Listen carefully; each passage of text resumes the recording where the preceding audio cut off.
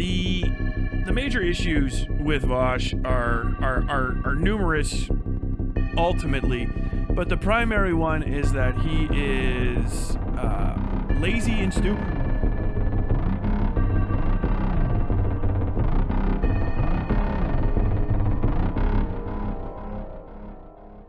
Ladies and gentlemen, Vaush is a creep on the internet. No. Hold on. I gotta get a better one.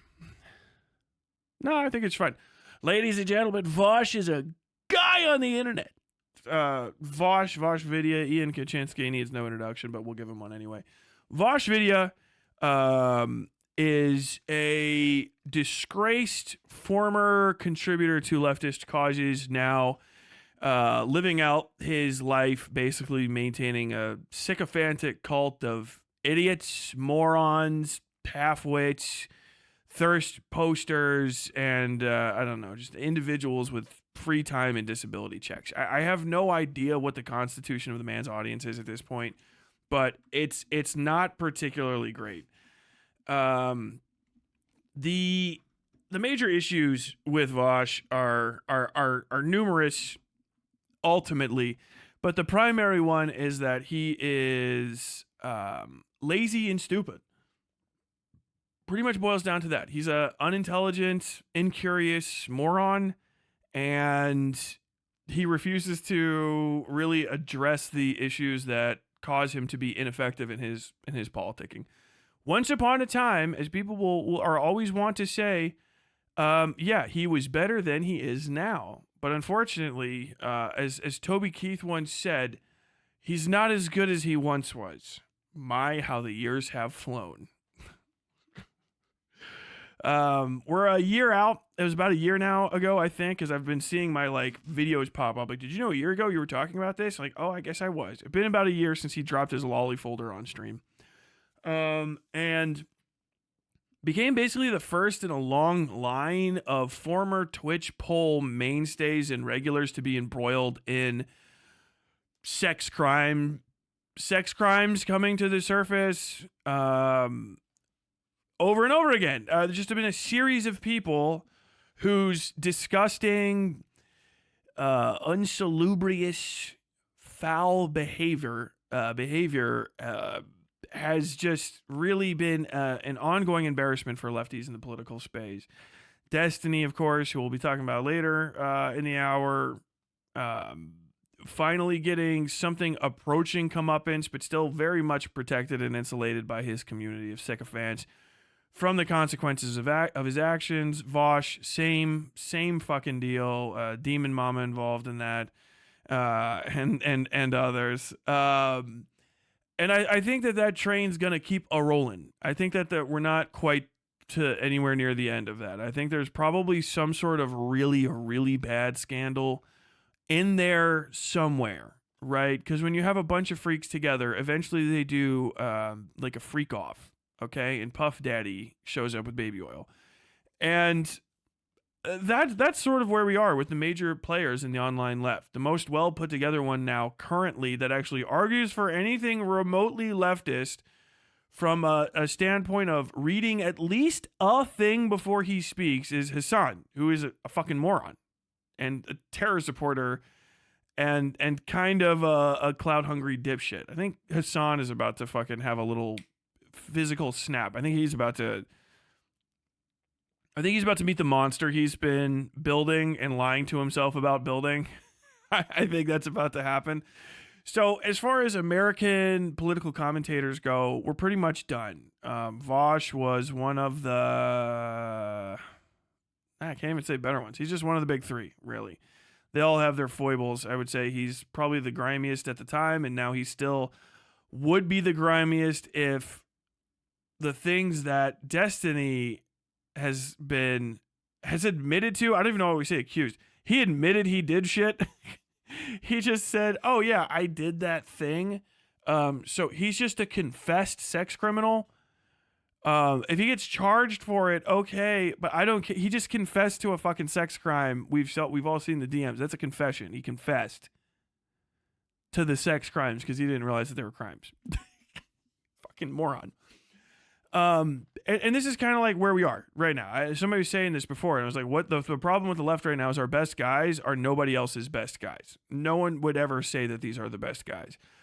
And Vaush has pivoted his failures as a political educator, interlocutor, into basically hanging on to his audience of blind, moronic, sycophantic goofity-goofs who really like to hear about gross sex talk at the drop of a hat anytime. And I'm all for some sex jokes here and there. Like, I'm legitimately not remotely a Puritan. But when you come into contact with these communities, they want to be coming all the time. You know what I mean? They're like the Arnold Schwarzenegger from Pumping Iron, but without the like ever exercising or bettering their life or making money based on their actual talents and stuff. Just every day I'm coming. When I work out, I'm coming. When I masturbate, I comes in and then I get the pump, and then I go out in front of the crowd and I stand in front of them and I get the pump, and in this way I am coming at all times. I am coming. It's one of the best monologues in a movie ever. Just watch. You gotta watch Arnold Schwarzenegger's Pumping Iron. That would be one of the things. Tyler, make a video essay on shit that no other video essayists can fucking approach. It would be that. Every day I'm coming, motherfucker. He's off the fucking hook.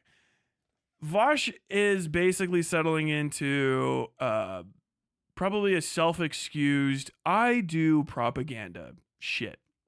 Problem with propaganda is it usually only works for the more reactionary side, and not even the more reactionary side. The problem with propaganda is it's only good for reactionary politicking, right? And reactionary politicking is only good if you can actually motivate your audience to do violence on your behalf or exercise power that is equivalent to violence on your behalf, which lefties can't do because, and I really got to hammer this home, as much as they like to entertain, send them all to a camp, send them all, do violence against them. This guy needs to blah, blah, blah. You can't do that and then come to my fucking comment sections and whine about how I like you're disabled and sick and alone on a street and you have you're no hands Billy. I'm all no hands Billy. How can I want you to shut the fuck up, but I'm no hands Billy. And it's like, dude, the only power you have on this earth is to try to say that I'm not, oh God, I just spit and it got caught in the light. To say that I'm not sufficiently leftist. Like, your only thing that you can do on this earth is libel me, and I'm fucking right, idiot. So, like, your best thing that you can do is prove me right, and then I get to watch you flailing around. Oh no, Billy, no hands, flopping around on the ground. Vaush warned me about you. I heard you're not a real leftist.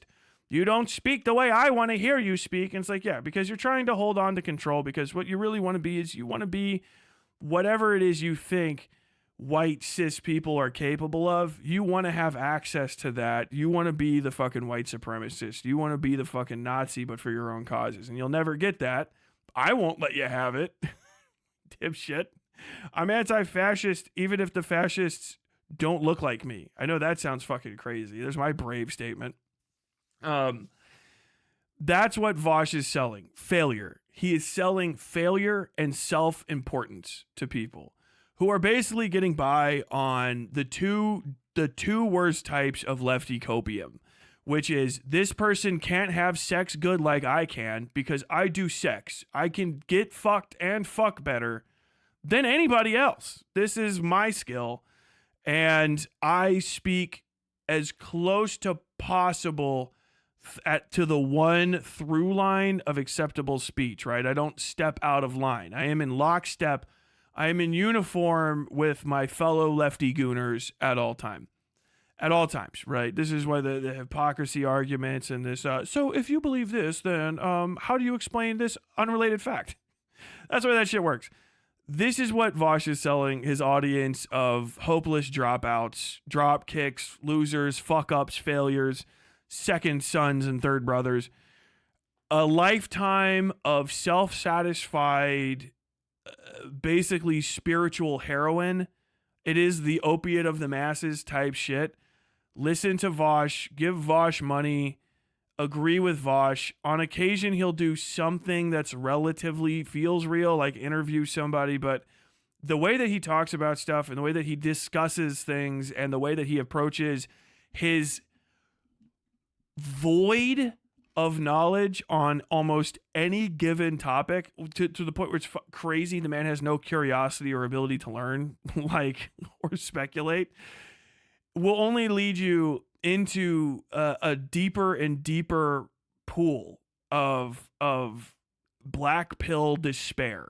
You will circle a drain without end, battered against the walls until you become nothing more than fucking more porridge for a capitalist, Vaush, to drink with his daily tea, right? You are nothing more to him than a resource. You're an asset that exists to be ground down, powdered, fucking pureed, strained, stressed, cooked and eaten, right? You're essentially human tendy. And all of your beliefs and your things that you cared about, maybe he did care about them at some point too, but understand, you're basically pink slime to him, getting ready to be formed into some sort of delicious, horse-shaped chicken tendy, dipped into honey barbecue sauce, packet honey barbecue sauce. I just know he's got packets of shit from takeout at his house.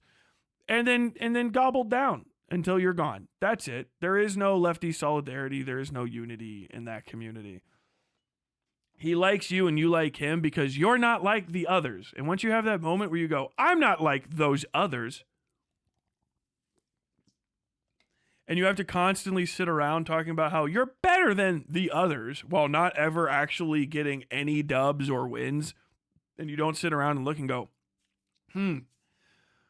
maybe all the time that I'm spending trying to appeal to and build up this perverted loser from the West Coast who's never had to work a real day in his life, maybe all that time is actually fucking wasted. And the money that's given to him is probably coming from an equal part amount of sycophantic morons who just got lucky enough to have a good IT job and disposable income.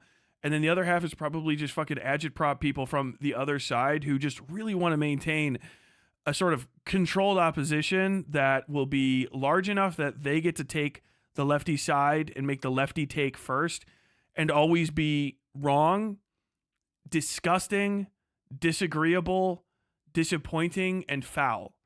If I was a Republican, and actually was at a long, long time ago when I was in high school, I couldn't vote. Never voted Republican. I would want Vaush to be the face of my opposition movement. And if I couldn't have Vaush, I would certainly want Destiny. Because ugly, self-satisfied, gross-bodied, foul-mouthed sex criminals and sex pests and perverts and freaks and weirdos who everyone will agree is a pervert and a freak and a weirdo. People that do revenge porn, secretly record people having sex, and engage in artificial intelligence, lolly pornography are the ideal scapegoat for all societal ills because they are bad people who are not being punished by their communities for being bad. And them simply existing is better than $1 million spent trying to shut them down. And understand, there is no righty will ever tell you that they wish Vaush was gone from lefty politics. They'd be like, I want him to make no money. He should probably be in jail. But as far as opposition goes, I'll take him for forever. Like, didn't you lose a debate to him? They're like, it doesn't matter. He's the one that won the debate. All I have to say is the lefties think he won a debate against me, and then you show a perverted freak who says all of the slurs and does all this stuff, and he's a self-satisfied, aggrandizing weirdo, ugly, funk-bodied freak. Who on top of that has horrible behavioral patterns and fucking like porn consumption habits. He is the ideal controlled opposition. And I refuse to believe that there's actually lefties who have 10 seconds or more of thought about this sort of stuff once they're presented with anything else that really, really find value in him. And that's my biggest thing is that we got to destroy these pillars. There needs to be no hierarchy of creators. There mustn't be. There cannot be a moment where we fucking reduce down the intake of people trying to be exposed to lefty ideals, and then you get videos like the one we're about to watch from Vaush, which is I saw some breakdowns of it in my own chat, and we're gonna watch it together. Not good is where I'll get it. Not good. Not a good video. He's got the Ozempic look. His fucking arms are disgusting. He has the grossest fucking Adventure Time rendered in hyper realism meme arms I've ever seen. I don't know how he does it. They look like do you guys know about what a brat is? Like a German bratwurst, obviously, but like they're white sausages. He looks like, his arms look like a white sausage extruder mechanism when the tube is going into the spin clamp. There's a big fucking tube of intestines and ground meat. That's what Vaush's arms look like if they had a cleaning error and then that got covered in the most disgusting, patchy fucking arm hair you've ever seen in your life. He's a repugnancy. I really cannot hammer home enough how gross he is. He was only valuable until he became not worthwhile to the movement. And now it's just like, look, dude, why is my reaction to him? Yes, again and again and again. You sounds like you just hate the guy. Yeah, that's sufficient, my friend. It's just the Austin Powers meme. Mole, moly, moly, moly, moly, mole. That's what I think when I see the guy. And he should not be made to feel comfortable or happy or content or welcome. His audience should not feel like safe saying they're Vaush watchers outside of his community without receiving some degree of criticism because you're watching Vaush. Why? At this point, a year out, I watch the dude too, casual viewers and shit, but it's been a while. We know that there's not a lot of new viewers. He's kind of sticking right where he's supposed to be. So if you're not out there doing your duty of like, do you know who this fucking guy is? Like, why are you talking about him? You're short selling the movement because you're providing him a bigger way to balloon his existence in front of all lefty causes, which is not beneficial at all. I will take the worst Noah Samson dildo video at this point. Then I'll take the best Vaush video. You can get rid of it. I don't even care. The Charlie Kirk victory doesn't even count anymore, okay? Not the Vice Fest. Yeah. Vaush's biggest contribution is platforming you so they could discover your content. Taking that hit. His basic community was shocked when they were like, "What? But why hasn't he put that video up? He won, right? That was his first debate in months. He won, right? I don't think they've done anything since. Has he had another like debate since fashion debate? That was almost a year ago now too. That's crazy. Now he says the military suits line all the time, which is just god tier. All right, but let's see. What's Vaush got going on? This is a cult. Okay.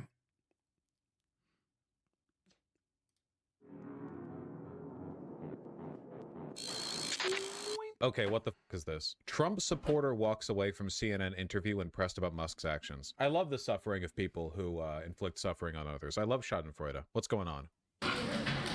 It's not really Schadenfreude. That's like vengeance. What you like is vengeance. Schadenfreude is just enjoying people's shortcomings at all. Like that. The important distinction there is Schadenfreude needs no justification.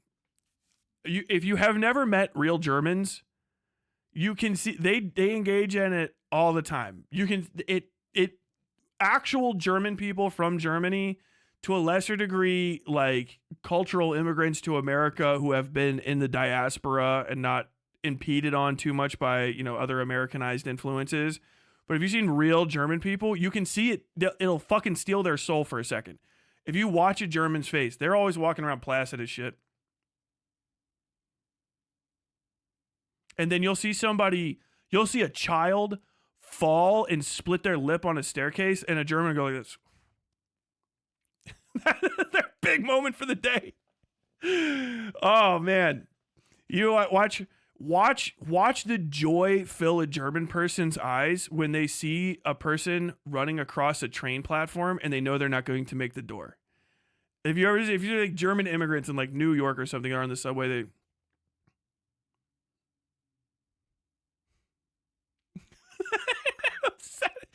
the satisfaction of someone else's shortcomings, right, is Schadenfreude. And it's not all Germans are like that. I'm fucking around, but like the ones that are, you'll see it. You'll see it. They fucking German.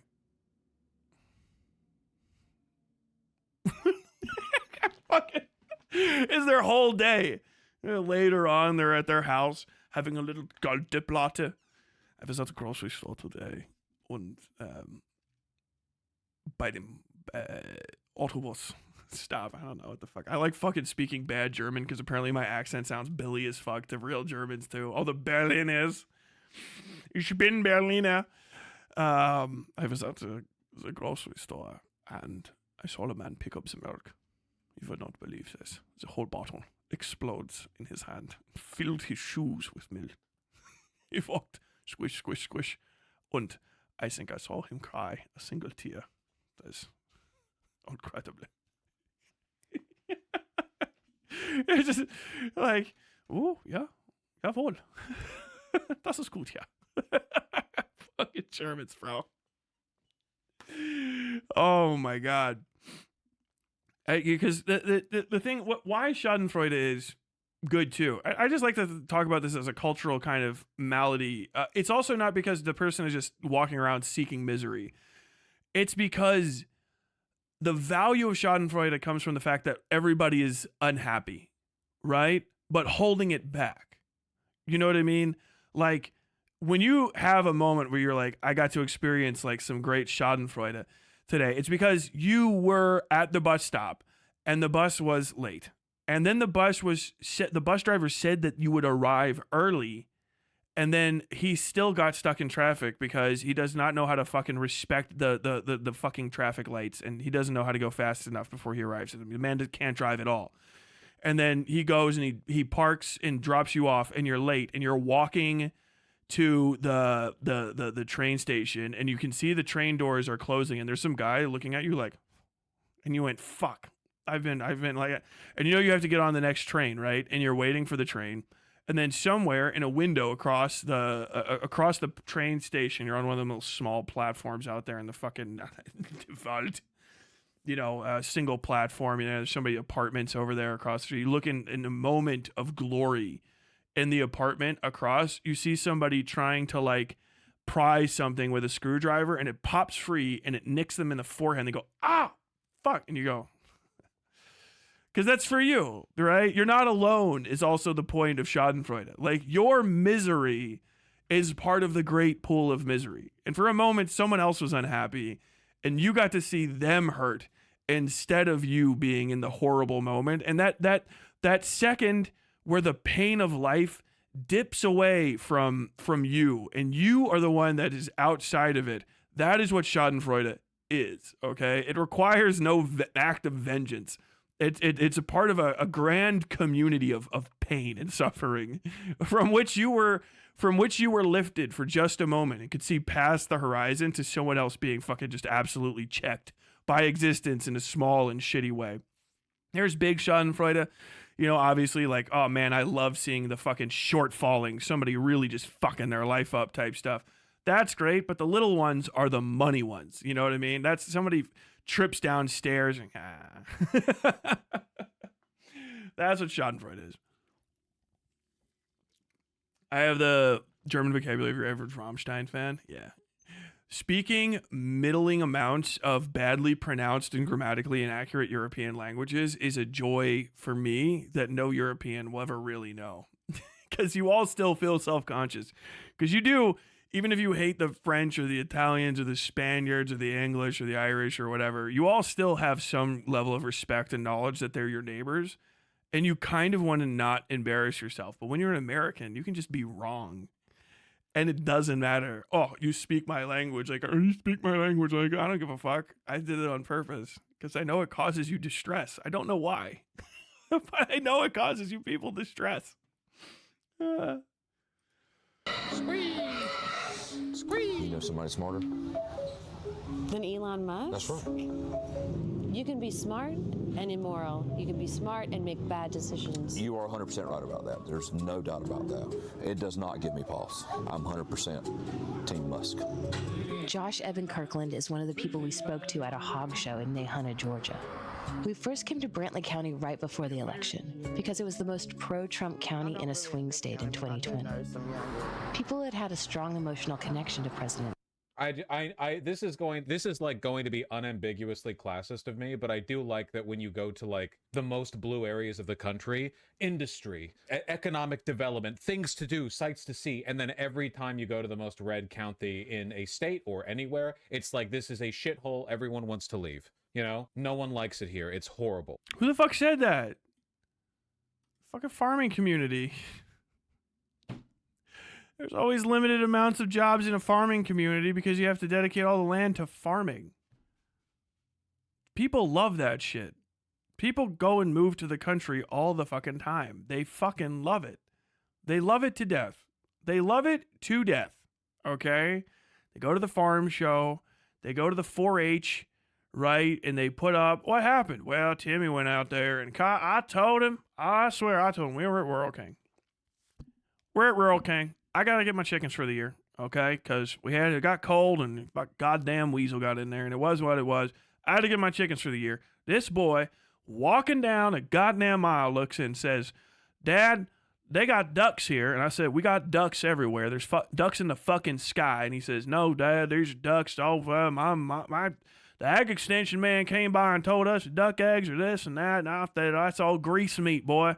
You ain't getting no goddamn grease meat. And he said, no, Dad. And this whole fucking, I broke down. All right, fine. You want to get your goddamn baby ducks. Ride back.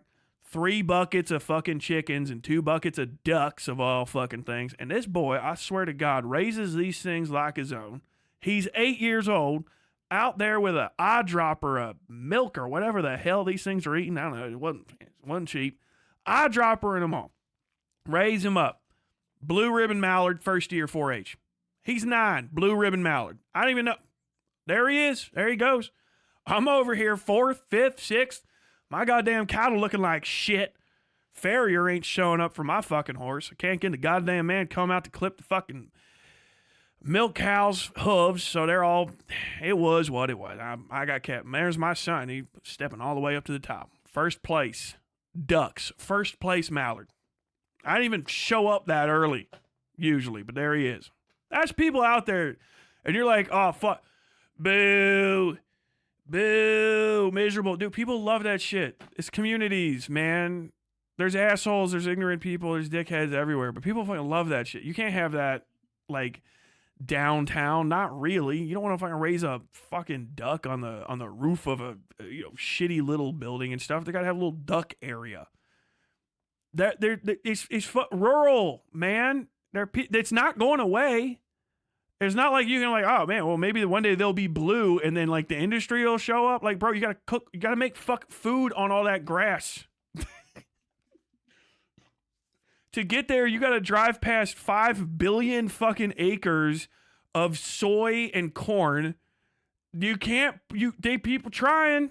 Buying all that shit up and turning into shitty ass fucking tract housing. What happened? I sold it back 120 acres off the highway. I made it back. I can't pay taxes on that. That fuck corn ground.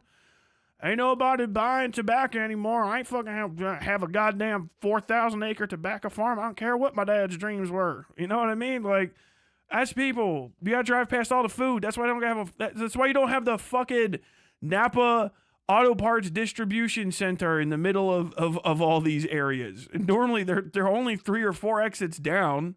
You know what I mean? You have to go that fucking far to find a farm, at least where I live in Kentucky. I don't know. I guess you guys don't grow any food in Seattle. It's just a disgraceful way. Everybody's unhappy everywhere, okay? Because the economy is dog shit and people are just generally fucking dissatisfied with existing. But you can't have industry, technology, workers together in little flat caps and suspenders. Like, are you fucking stupid? What do you think they're building what, you think the John Deere plant that is outside of, I don't know, we'll just pretend Dearborn, Michigan, because deer and also Michigan. You think the John Deere plant is out there and they're like, you know what we should do is go build 500 of these throughout the entirety of the rural areas.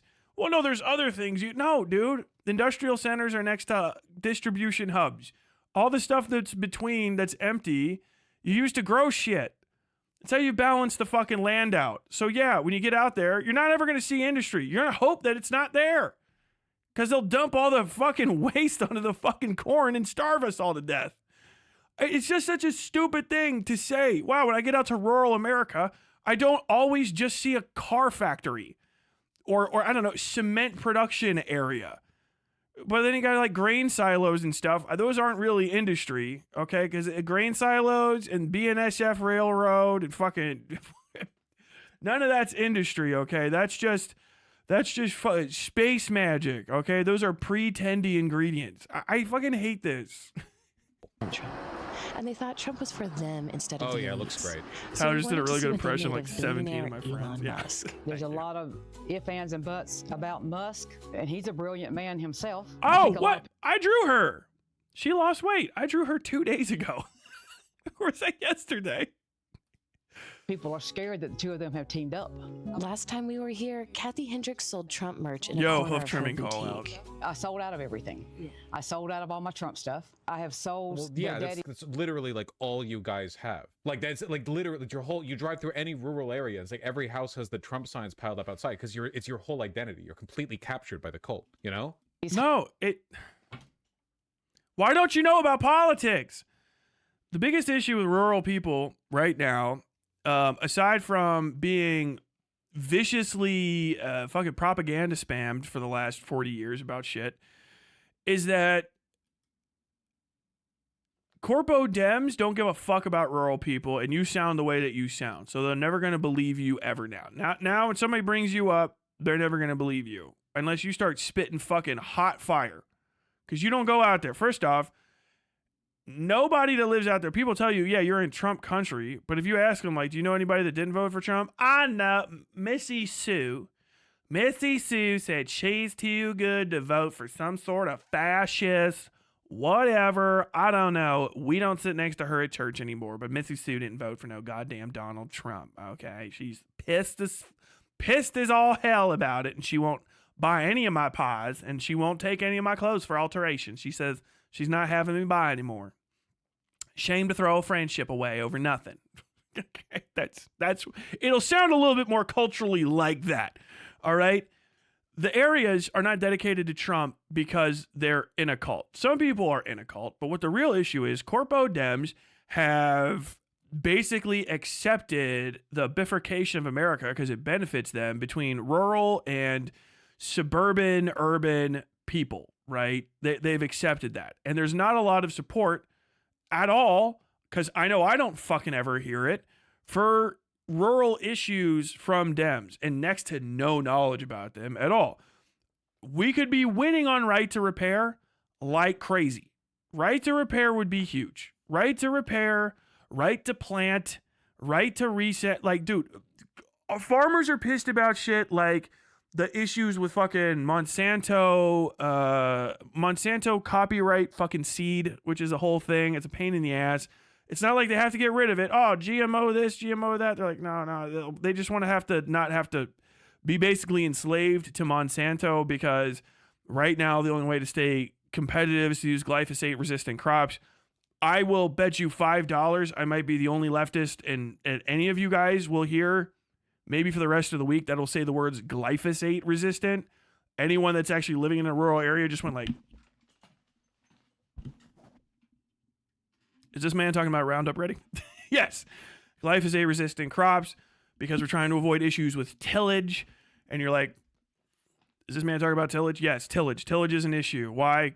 Great Depression, nitrogen and carbon capture and re-expression into the atmosphere. Basically, you can't always till weeds down. You have to maintain low amounts of crop pressure in order to grow crops. Okay, crop pressure is weed pressure, vermin pressure, insect pressure. All of this stuff reduces your overall yield. Your yield has to be as high as possible for farms to be profitable, because we have focused on not letting people starve for a very long time, we have a lot of government subsidies that are still predatory after a fashion. They're very similar to the way that we have subsidies to exist in urban areas for welfare. And then people like to say, like, yeah, you're the biggest recipients of welfare. And the rural people get upset about that because they've been trained to think of welfare as a bad thing, even though it's literally the word welfare, like your welfare. I'm concerned for your welfare. I'm concerned for the welfare of all the people in America. That's why we use USAID and stuff to keep fucking farms alive, because the farm needs to have an overall yield of $1.2 million per year. It can't have $1.8 million per year. It can't reduce its acreage. It can't reduce its planting. It can't do anything else. It has to have $1.8 million of gross income per year to hit the $200K net income that it needs to afford anything else, basically to pay the farmer for their labor and let them live a life. And you're like, what? It's $200,000 a year take home at the end? Maybe, sort of, kinda that year. I'm not going to get into farm economics because it's blood magic and fucking gambling. But yeah, farm economics are hard. If you reduce that guy's acreage, his overall yield acreage, the amount of seed that he has to buy to plant that acreage is actually not going to be economic anymore. He needs to buy 1,000 acres, plant 1,000 acres, and harvest 1,000 acres to get the total actual yield of 850 acres worth that he's going to get at the very end. He has a deal with Monsanto that he has to buy new seed and can't just have maintained seed, because Monsanto has a fucking glyphosate resistant Roundup Ready crop strain that is not seed true the next year. So it won't even be glyphosate resistant. So he won't be able to spray pesticides and maintain insecticide pressure reduction. So he has to get that 850 out.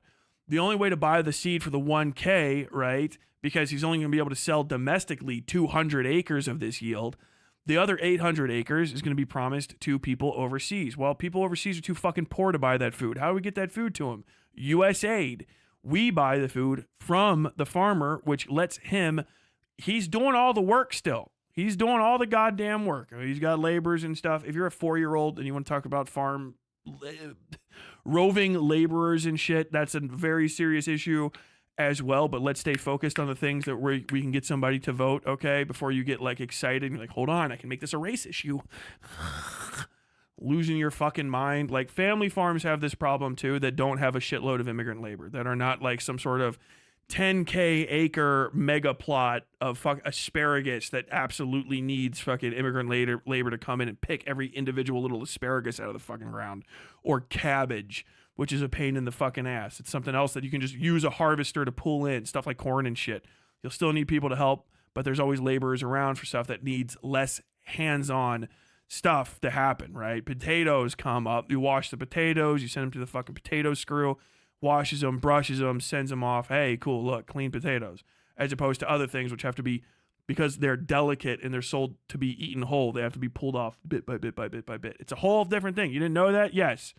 Not every single fucking farmer needs 750 fucking hands for 4 whole weeks of fucking 4 whole weeks of cutting and harvesting.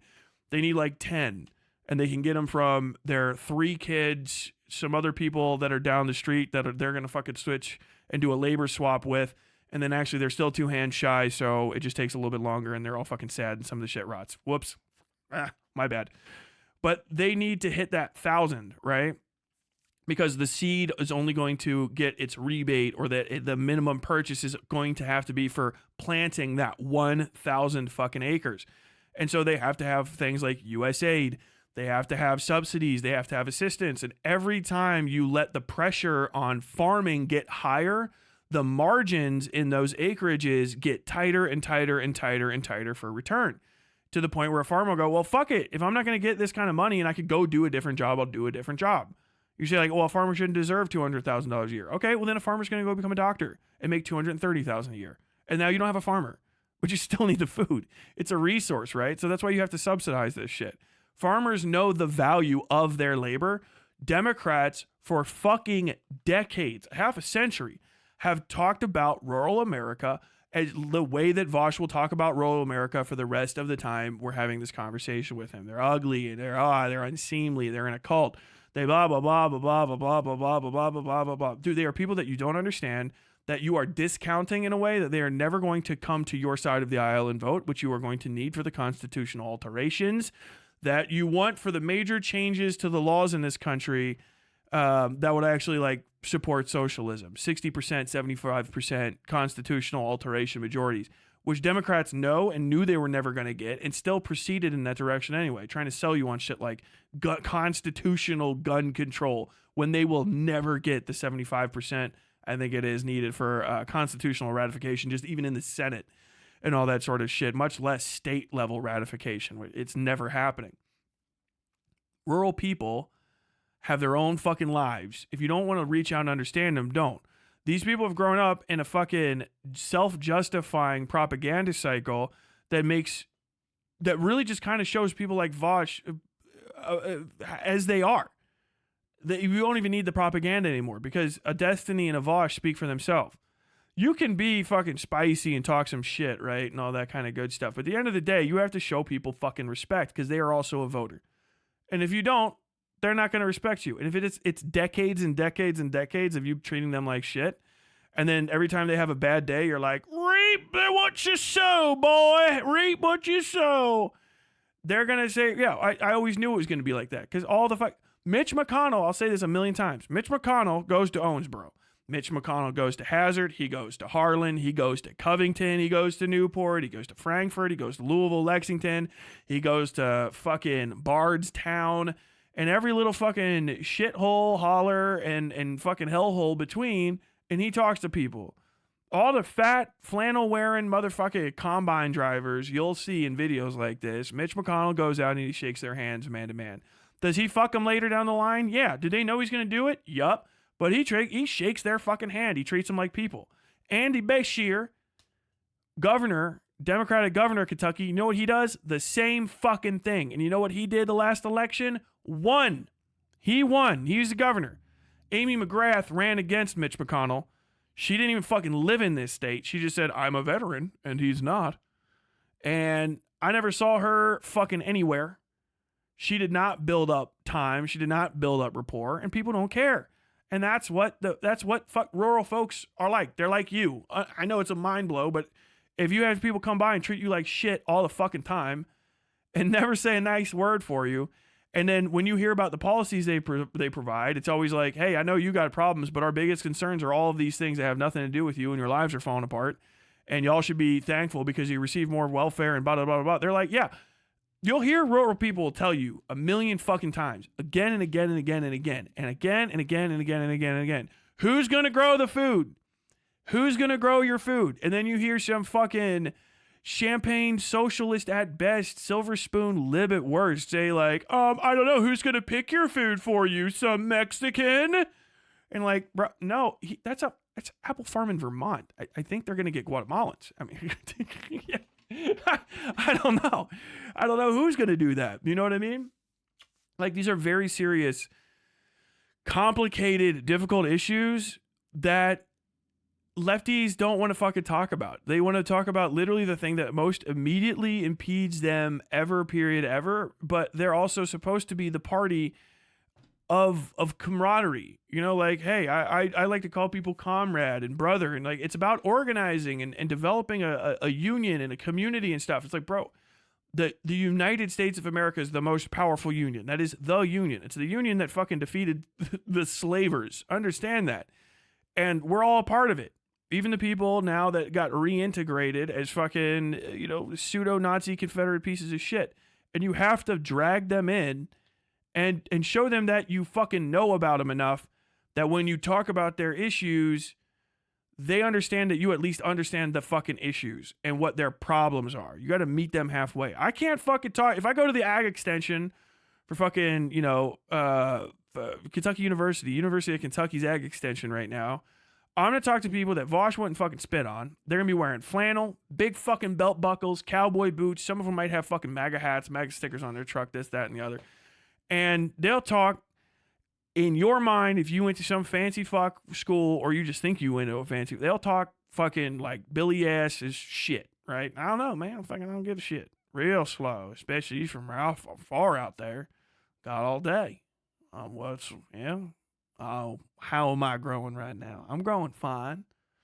I do share 62 because we're co-planting corn and some winter wheat on that same plat right now because we found out a way to make it work. And you start having this long conversation, they'll leave you in the dust because they're talking about agricultural science, but people don't respect that because you don't wear a fucking lab coat.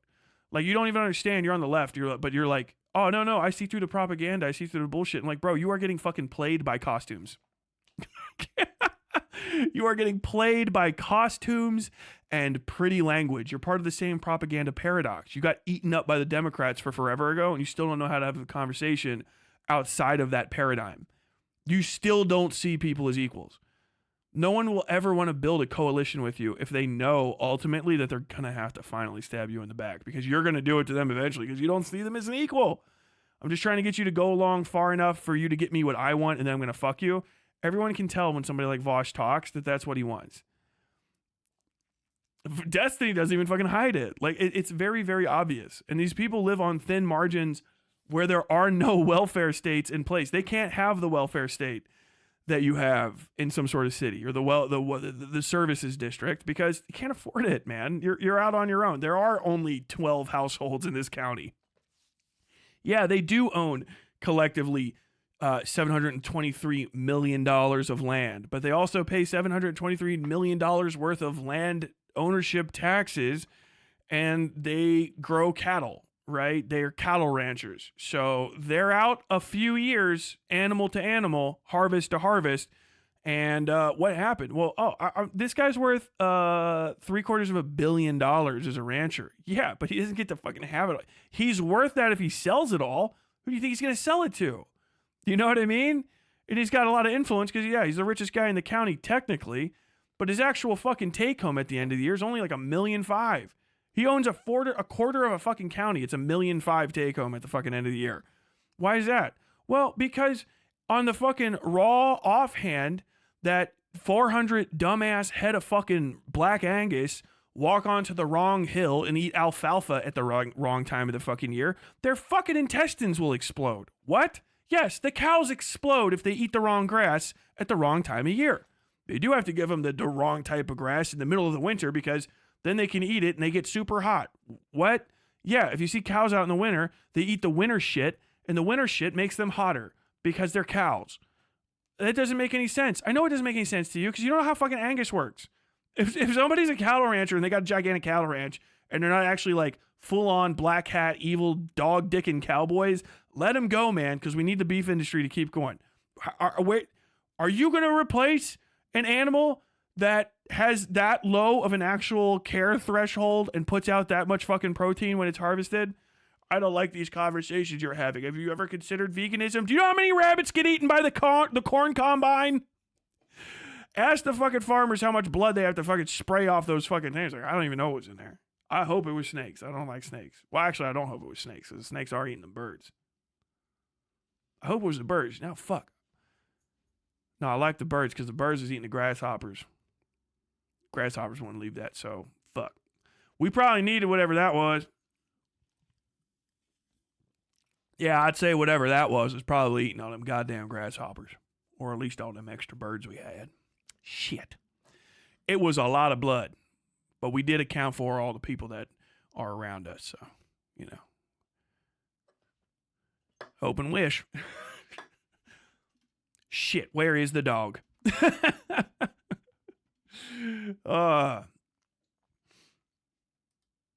Home.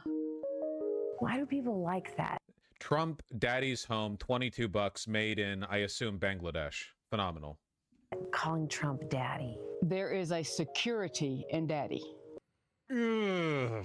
Well, you know, that is the correct answer in the sense, like, that's the honest, like, that is true. I'm sure this is going to take a dark turn. I didn't expect her to say it that earnestly. This is how y'all bottoms sound half the time. Yeah, when you take the average bottom in VGG and make them an old Southern woman, all of a sudden now you see how it sounds. Mama is the one that runs everything. Mama's the one that does everything, but What? there is a security in daddy. What? Wait, what? What's kind of gender role? Mom does everything? Yes, actually. They're talking about the operations of a household. She's talking about, yeah. These people have, They stick to traditional gender norms as far as you might consider them. Yeah. And if you actually get to out there, what some folks might call out there, yeah, women run the household type deal. They do everything. They do. I mean, like, if you actually get out back in the day, we're talking like 1940s, yeah, a woman's constantly going. She's not sitting at home not doing shit. 3 meals to cook, however many kids to clean. Laundry got to get scrubbed in a fucking wash tub with fucking ridges on it before they actually made the thing. Vacuum, cleaning, all that stuff, darning shit, refixing all of your clothing because we don't have a fucking frightening Bangladeshi textile industry where we can poison other people's rivers while we fucking routinely dye stuff black. You know what I mean? Yeah, that was back in the day. Women would balance the books. They would do the accounting. They would do the taxes. I mean, still this day, my wife does a ton of shit. Tons of shit. They're trying to talk about a traditional gender role. Yes, literally. And the guy's job is to go outside of the house, do dumb fuck guy shit with guys, and if something dangerous comes near the house, to fight to the death to protect the home so that the lady might live on to do more valuable shit.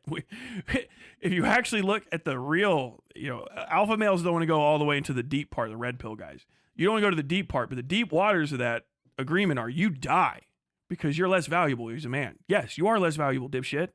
She makes whole people.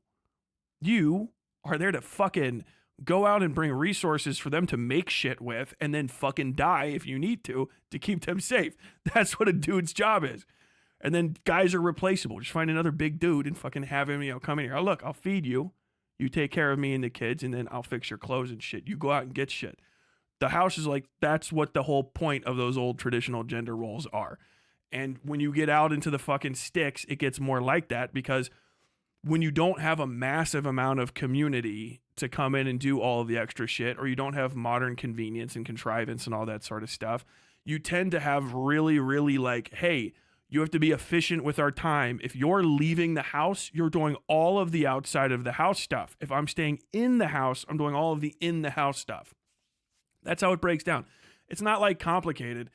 And it's really not even that sexist when it comes down to it, because you can actually flip it, and people do that too. Like the guy will stay at home and the lady will go out and do all the shit. And you'll see communities where it's like, oh yeah, around here, the women go out, they do the shopping, they do the talking, they are at the banks, running the banks, all this sort of, and the men stay at home, they take care of the kids, and they, cut the grass, and they take to the corn, and then they make sure that all the fucking deliveries come and go and all this, and it'll be like that, right? Because it's just, you have two people to make the household go. One's on the outside, one's on the inside of the house. That's it. That's what she's trying to articulate in her way. But he doesn't understand that because he's never actually fucking had a job breakdown in his fucking life.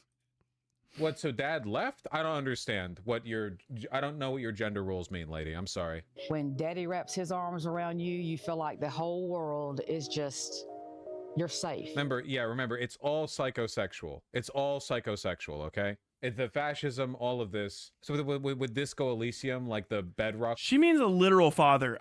I don't know how to tell you this. She means her literal dad. She means a literal father figure, like God the Father is keeping you safe. She is not talking about fucking her father. I got to really hammer home that this 65-year-old lady, apropos of no additional evidence, is not talking about she wants her dad to fuck her. She didn't even insinuate that, but we went straight to, someone said daddy. That must mean that someone's about to be done a sex with. Is fucking psychotic. The Eurofascist impulse is like being weird about women. And everything's going to be okay. And that's the way they mean it? And that's the way they mean it. Because, on the internet at least, sometimes it has like a sexual meaning. Oh, Lord. Oh. Yeah, that's a reasonable react. That lady went, ugh. She said, oh Lord is deep.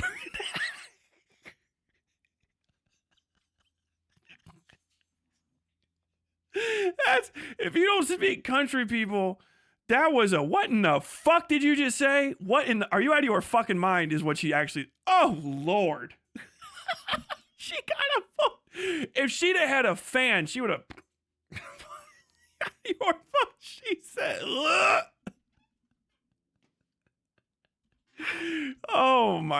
God, dude.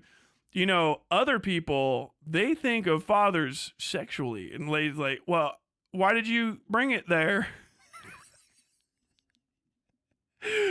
I had never actually considered that. What the fuck? Give me fucking.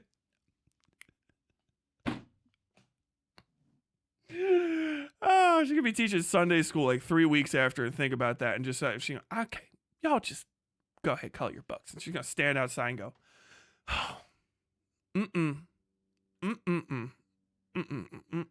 no, whew.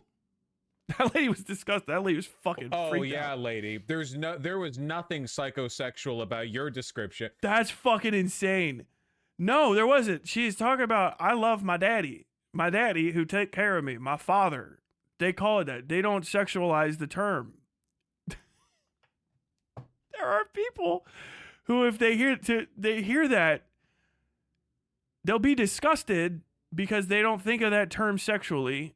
Yes, that old woman had a sexual boundary crossed against her, and you're justifying it because it's inside your sexual boundaries. You're a sex freak. When I tell you he's a fucking freak, a sexual deviant who will cause harm with the way that he engages with sex because he sexualizes people against their will. This is what I mean. This is sex pest behavior. Men who hate women. He refuses to believe a woman can say the word daddy. An old woman in her 60s, 70s, whatever, and not mean it sexually. She's like, I just want my daddy to hold me. It's a daughter being hugged by her dad.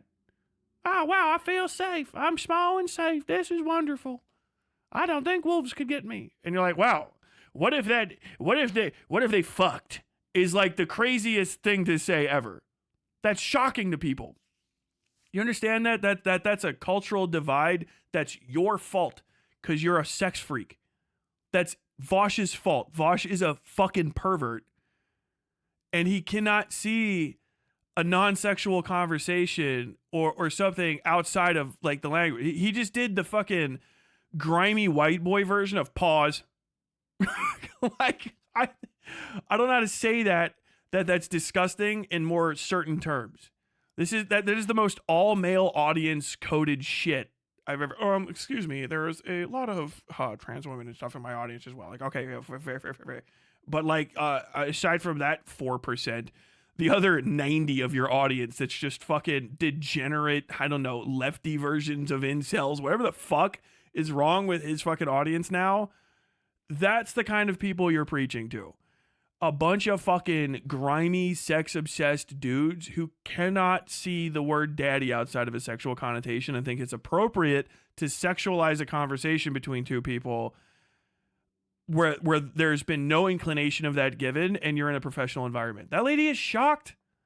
She's actually legitimate. That woman is shocked. She was shocked. Politely disgusted.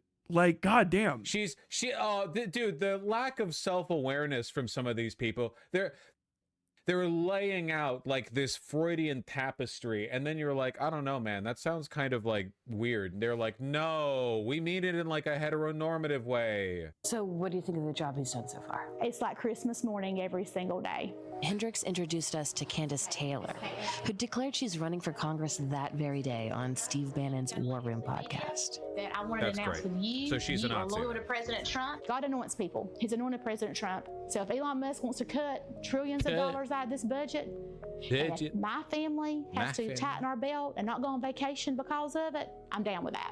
So you welcome some personal financial hardship if you think in the long run it will help. Yeah, I've already experienced it. In my experience, by the way, this is simply not true. Like this is a lie. It's fake. The hardship she's describing was the brief bump in inflation under Biden that returned back to normal by the end of his term. She's not talking about like real sacrifice. It's LARP. How would he know that? What are Vaush's experiences? 2 years at a Jamba Juice and then like what, 8 years of being a sex pest on the internet? What is it? Vaush doesn't get out around the people. What does he know? Vaush has never had a real job. His dad, he's from Beverly Hills. What do you mean? What do you know about tightening your belt? aside from when you started fucking BBL drizzying all that fucking Ozempic down your throat, I guess, or whatever the fuck. Whatever you took to remove all of the muscle and bone mass from that giant fucking head of yours. I don't know what his personal experiences he thinks he has with people's finances are. What is this man talking about? Under Biden, with inflation, I mean, were you happy to pay the higher prices, or did you think that She's crazy? She's this is the lady who was waging a war against the satanic Stonehenge monument thing. The one where it's like, for the future, have fewer people, like lower the population or whatever. This is that woman? Okay, so she's actually mentally ill. This goes beyond just grift. She's actually crazy. was a failing of his presidency? It was a tremendous failing. All right, how long are you willing to wait for the economic changes you're hoping to see, for the prices to come down? Oh, I'm good if President Trump wants to run in 2028. In 2022, Taylor ran We in know. the Republican primary for governor with a Jesus Guns Baby slogan and lost.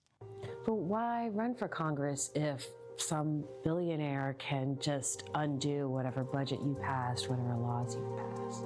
Oh, he's not undoing everything. Like literally look at her face. Like this, sometimes you have to drop the analysis. Sometimes it's just like, we are actually just insane. Like you should be. There's no analysis to drop. I mean, let's be honest. Where's the analysis here? There's not much.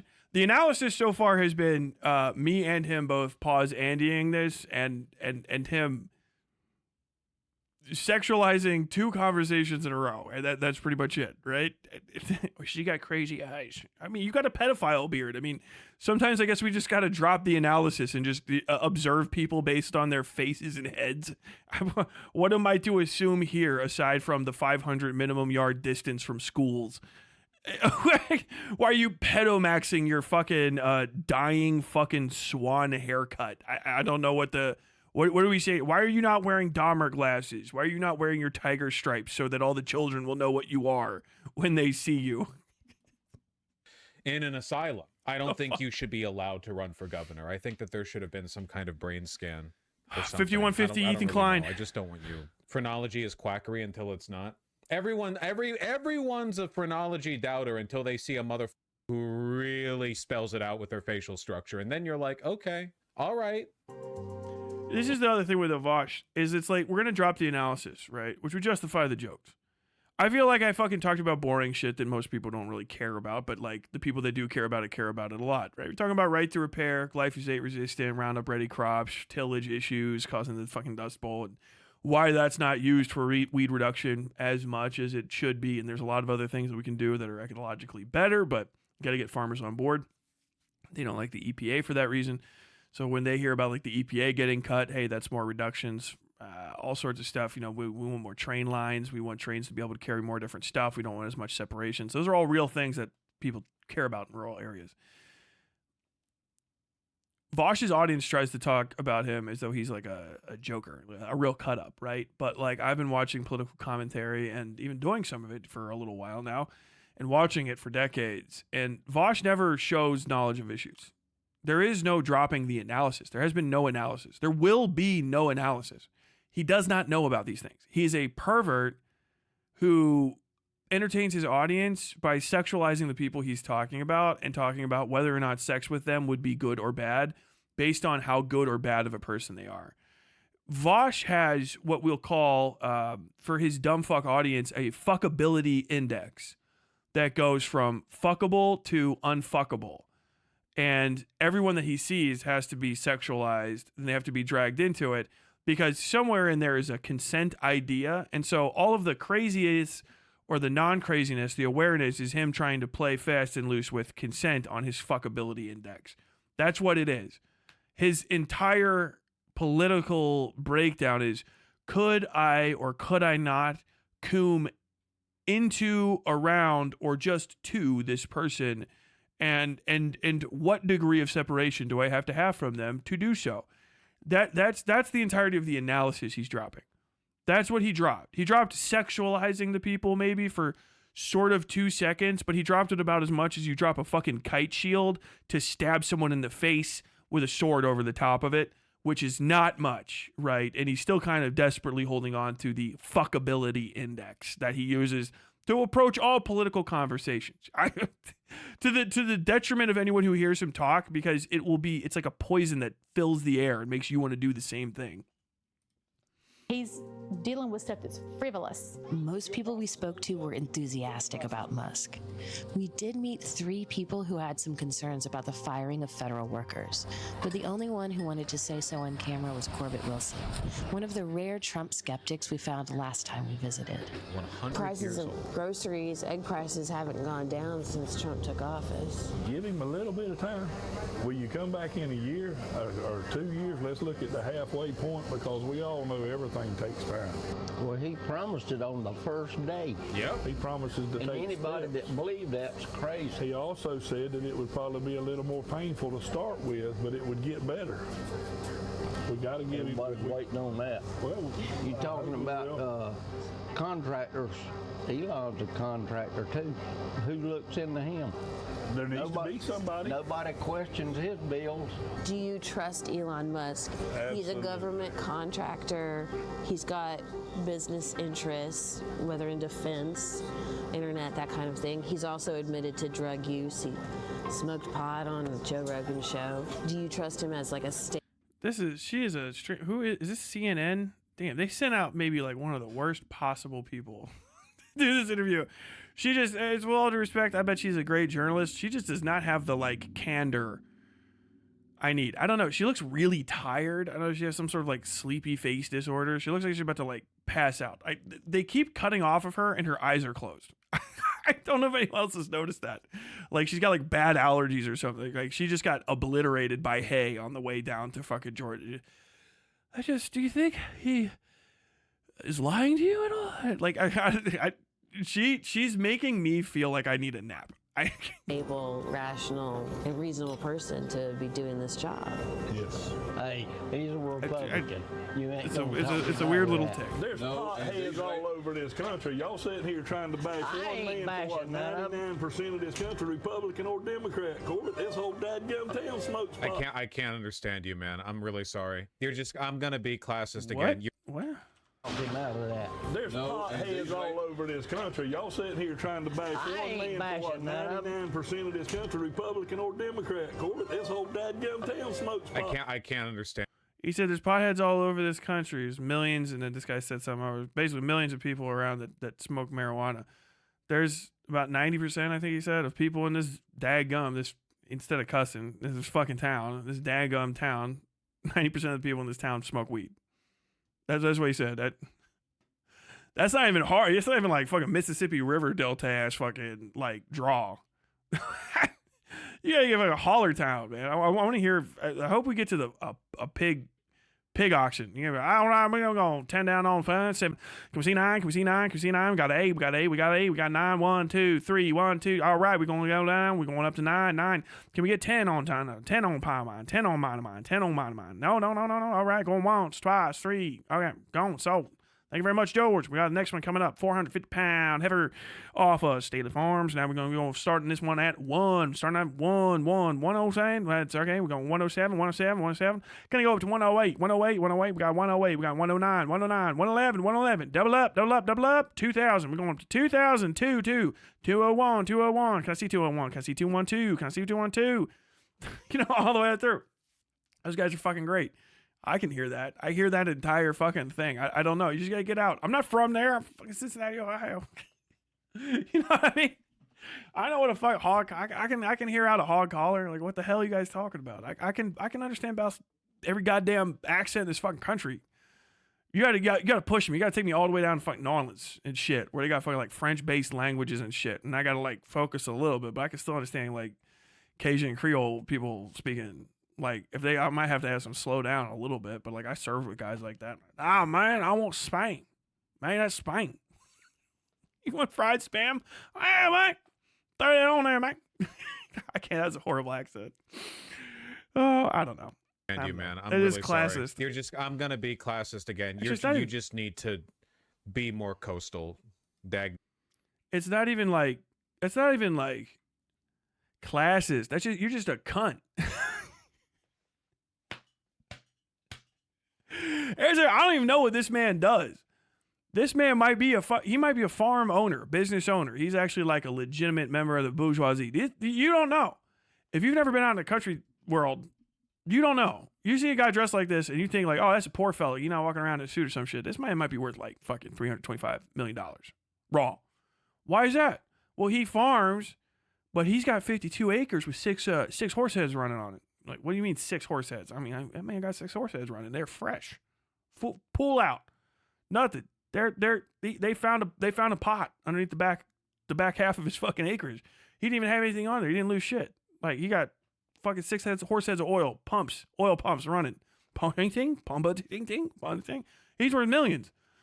You're like, what? Well, why doesn't he dress like all fancy? Because he's a fucking normal guy. I don't know what to tell you. He didn't start buying. What do you mean? He didn't start dressing like a Disco Elysium character? And he goes, disco ended in 1978. I heard it on the radio.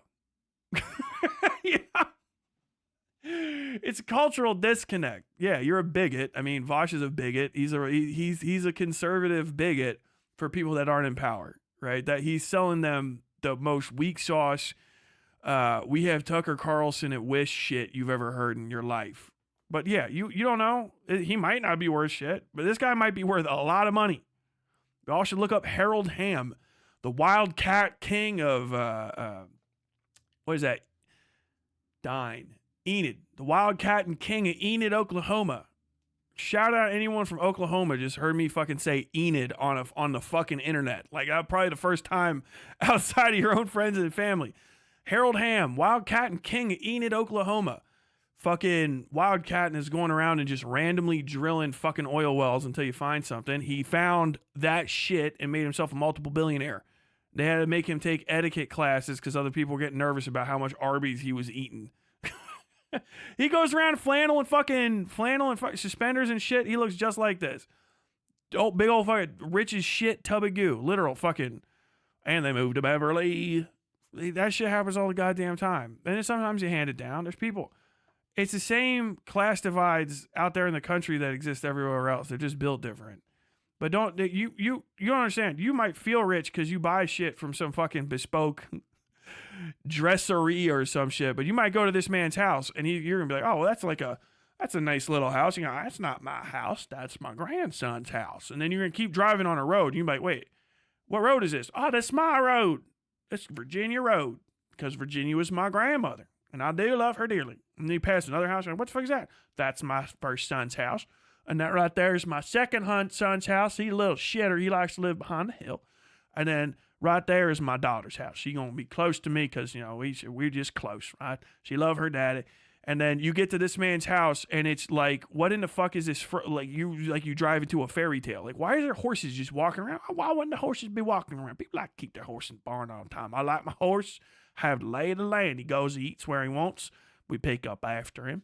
I don't like it. Hold on now. You're driving, by the way. If you're on this road visiting this guy's house, understand you're driving 60 miles an hour on a fucking gravel road. And he's leaning out. Don't you be shitting on my turnaround, gravelly. Harvey or something. You can have that horse. You can have a normal person. Harvey, the horse. He don't ever listen. You pull up and shit. You go to this guy's house. You think it's the biggest building there. They walk you around the back of it, and there's a fucking aircraft hangar full of fucking old cars and aircraft and a series of tractors and shit. You're like, what in the hell is that? Oh, my boy, my eldest, he was don't like farming. He's a whiz with the welding arc. He's about the best damn welder in town. He made himself a pretty penny. Like, he made this off welding? Oh, yes, sir. And he's the only one knows how to do aluminum to steel in the entire county. Like, okay, well, I guess that's important. And the other welder's like, aluminum to steel welder. The only one in the county.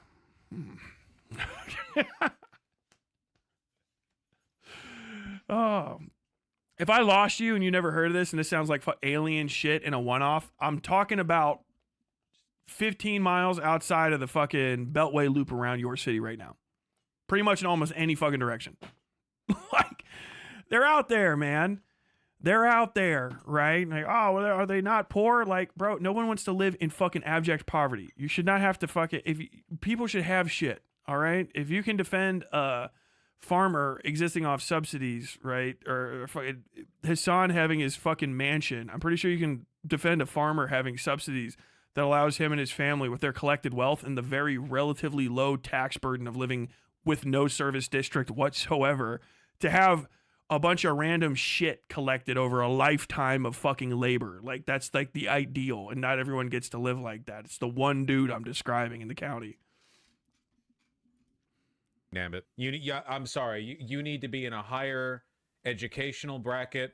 I can understand everything he's saying. Yeah, and you know what? I'm a coastal. I don't give a shit. I'm sorry. Listen, okay? Skill issue? Yeah, maybe it is a skill issue. Sorry, my skill points are invested in a different tree, like not being and looking like this, okay? Jesus Christ. Uncultured? I'm gonna go ahead and be even more classist. This isn't culture. There's not. Oh my! First off, it is. Jesus Christ! My man just said accents aren't culture. I'm sorry. Is vernacular?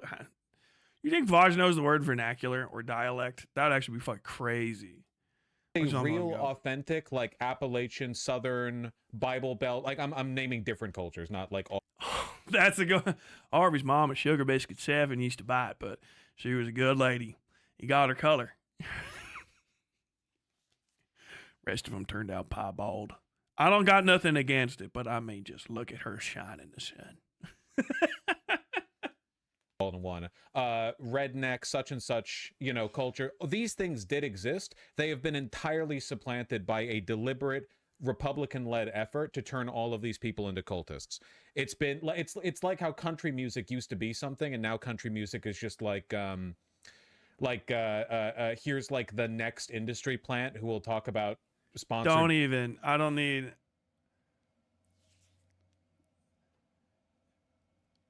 There's no way on fucking earth Vaush could tell me how many Hank Williams there are.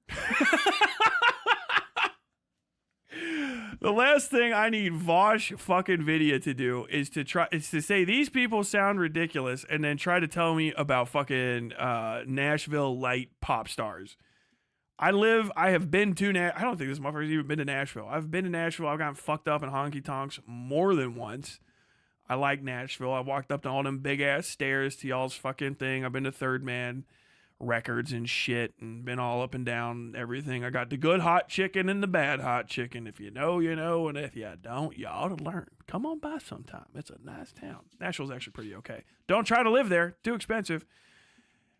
That is a whole conversation that Vaush can't have because he doesn't respect these people, and the people he's talking about do. Tyler Childers, which is a name that he's never going to have heard, would not have a fucking kind word for a Vaush video saying what he's saying about folks like this.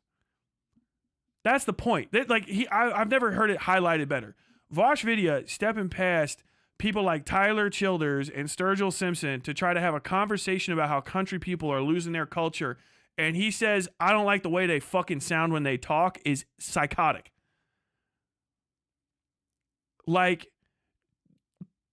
yet again, pissed off to the point where I'm like I'm actually a sneeze away from actually mad. Like, you know? Because in my mind, I just hear Tyler Childers fucking, Dad died by North Country Cold. That shit's fucking mad good. Tyler Childers out there. Tyler Childers from it, bro. Like 3 cities and shit.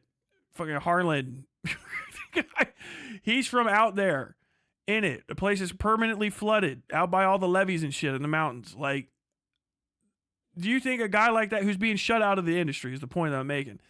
The industry don't like, when Tyler Childers started showing up, they try to fucking put out that travel in a small town fucking goddamn song that I hate like you wouldn't fucking believe. Travel in a small town. It's horrible, man. It's horrible. And there are fucking Americana. They call it Americana now, by the way. That music ain't gone. Fucking outlaw country is still around. Fucking country blues is still around. Bluegrass is still around. There's no way he knows about any of this. If he hears a fucking acoustic guitar, there's no way Vaush knows the difference between these two. All right. If he heard, he would not know what to call this.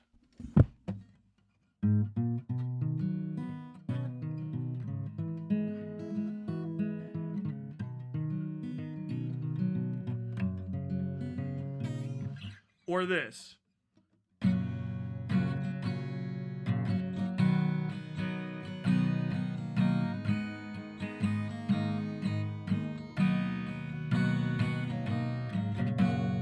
Like, he would not know that those are two different types of music. Do you know what I mean? Right? Like, and then you get some, I'm not going to keep doing it, but like, sorry, I'm going to be classist, but what's the difference, right? Like, that's what the culture is. That's what culture is. That's the moment. That's why you guys are, and people like him are permanently separated from having any ability to talk about this stuff. Like, that's a psychotic fucking comment. That is a right-wing, conservative, fascist, genocidal comment. That is a comment that an Israeli would make about Palestinians when they justify turning them into fucking pancakes. Do you understand that that's the same mentality, and no one is going to be on your side if you talk like that ever? And they shouldn't be, because you're a bad person. And there is no joke. There's no moment where you step back. There's no moment where he shows knowledge of these things or expresses any sort of understanding of these people or what brings them together or what they share. These men disagree, but they come together to sit at this table. They all know where this table is. They all showed up at the same place. They know where this is. This means something to them. Do you know what I mean? Like, this is their shit. They're having conversations, and you're just pissing right in their fucking eyes. This guy would take his side 7,000 ways before he ever stood shoulder to shoulder with somebody like Vaush or anyone that supports a Vaush, because he's a piece of shit. You ain't no kind of you ain't no kind of man.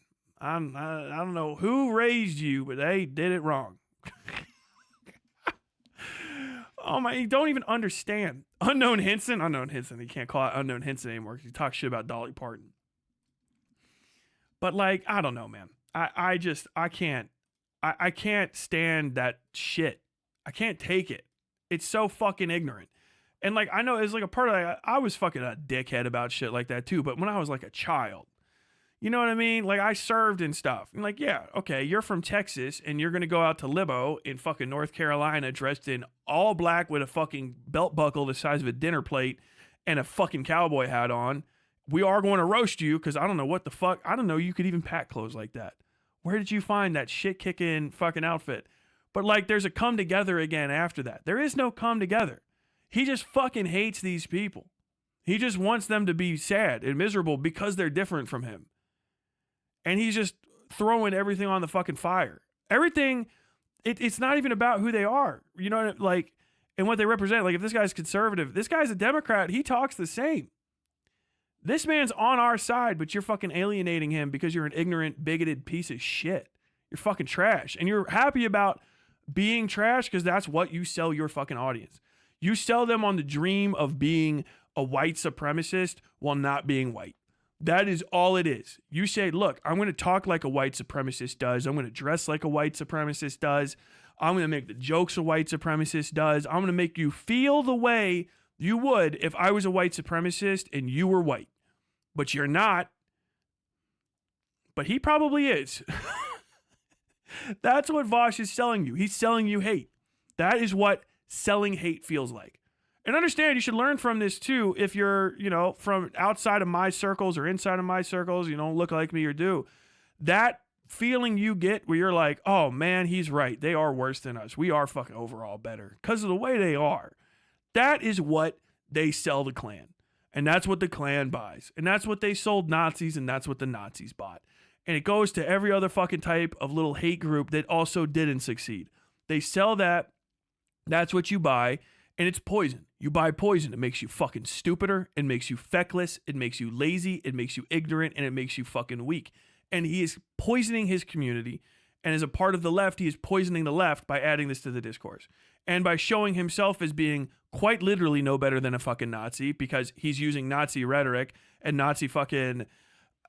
the Nazi playbook of analyzing people in order, which is our playbook anyway, I should just say the Confederate, the American fucking racist playbook of analyzing people and putting together a way to hate them to make you feel better than them so that you give him money.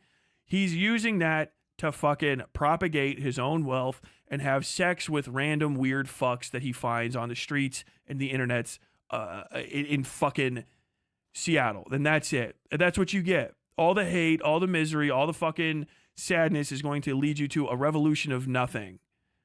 It's also that Vaush can burn through the fucking semi-used condom storage he has somewhere in his fucking glove box if he drives a car. Trucks or whatever the Keith Urban mother. Yeah. It's like the culture has been destroyed. Okay. You're part of the Democrat Party in my book.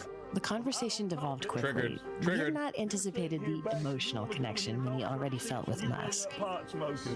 Rodney Carrington's dear penis. I fucking remember that joke. Yes, do you want me to pull up the video? I'm saying it don't matter.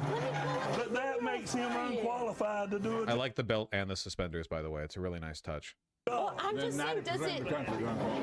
Yeah, I mean, she's coming in here with ignorant arguments. She ain't talking facts. Does it raise any questions about his I can prove you a Democrat by the level Snowflake. of ignorance that you portray. Let's just show it. Donald Trump, Elon Musk, please drain the swamp. While you there, get the job done. Get her done.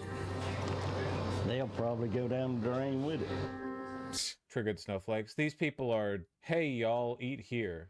These people are not like us. Bro, you can't say that. That's not for you to say, Whitey. Honk, you motherfucking ass fucking pedophile.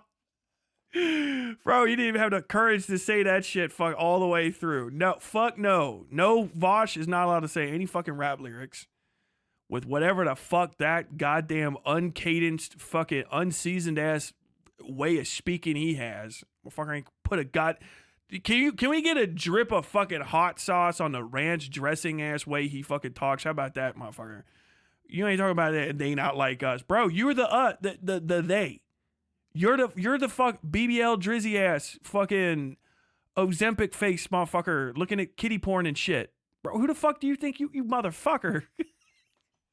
I don't ever want to hear him say a fucking rap lyric, dude. Put a 222s in my fucking heart. What in the fuck was that? What are you out of your goddamn mind? While DOJ touts its cuts to the federal government, oh, look at that. The people My man got being attention cut right there. are speaking out, especially veterans, because yes, those cuts are disproportionately affecting vets. Good. Federal data shows last year vets. Not because I am one, but because a lot of those veterans that got cut are trans people and gays, because the military and the federal government can't discriminate as much as they used to. So when you see cuts to government services, understand this. I know Vaush has never had a job. He probably doesn't know anybody that's even been in the military, much less the federal government. A lot of the federal workforce is made up of former military people. Do you know who joins the military? Poor people. Do you know who's disproportionately poor? Black people, trans people, Latino people, and other people who do not fit in the white fucking beaver cleaver image of America. People without families, people without fathers, without mothers, people with a bunch of siblings to take care of. They join the military. When they get out of the military, because it sucks, a lot of them join the federal workforce. A fuckload of them do. The vast majority, comparative to every other industry, I think, of the federal workforce is veterans. And disproportionately to a lot of other jobs, those people are non-white, non-traditional in their gender or sexual expressions. And those are the people that they try to get cut first. The veterans that are getting cut out, right? Or even the fucking active duty service people that are getting cut out first, trans people, because they're not allowed to serve anymore. Good, fuck them. They're in the American military though, right? Fuck them. Fuck them, right? Fuck USPS delivery people. Do you ever look at who your mailman or mail woman or mail they them is? Your mail person is? Well, in my area, it's about half white people and half not white people, which is, I'm just going to tell you, not the fucking breakdown of Kentucky's general demographics. Those are the people that get cut. Oh, you people that made all those jokes about the fucking sassy black ladies at the DMV, those are the kind of jobs that get cut all the way down. Because the federal government cannot discriminate the way that public sector people can. It's way easier to sue them, way easier to get in trouble. And so it's way easier for black people, trans people, gay people, Latino people, women in general, fucking to get jobs in those fucking sectors, man. Maybe they're not all the way at the top. Yeah, they don't get all the sweetheart like, so my friend went to Columbia and I just got him a job right at the tippity top of the CIA, blah, blah, blah. No, man, we're talking about people that work for USAID, the people that work for the FCC's like lower filing districts, people that are clerks at courtrooms and shit, people that run checkpoints to get in and out of fucking courthouses. Do you know what I mean? People that do records maintenance and selection, people that work for the IRS, people that do process serving and all sorts of other dumb little things. Underwriters. Trans IT people working for the government. No one's ever heard of that. Who do you think that they're fucking canning? Idiots. Do you think that they're going to hire those trans people back when it goes public sector? No, you fucking moron. We're trying to starve them out. It's a trans genocide. Shut down the federal workforce. Cut the bottom of it off to make it harder for the top. All the white people at the fucking tippity top of the federal government, yeah, they're still going to fucking be there. They're not going anywhere. Elon Musk hired more of them and put them in.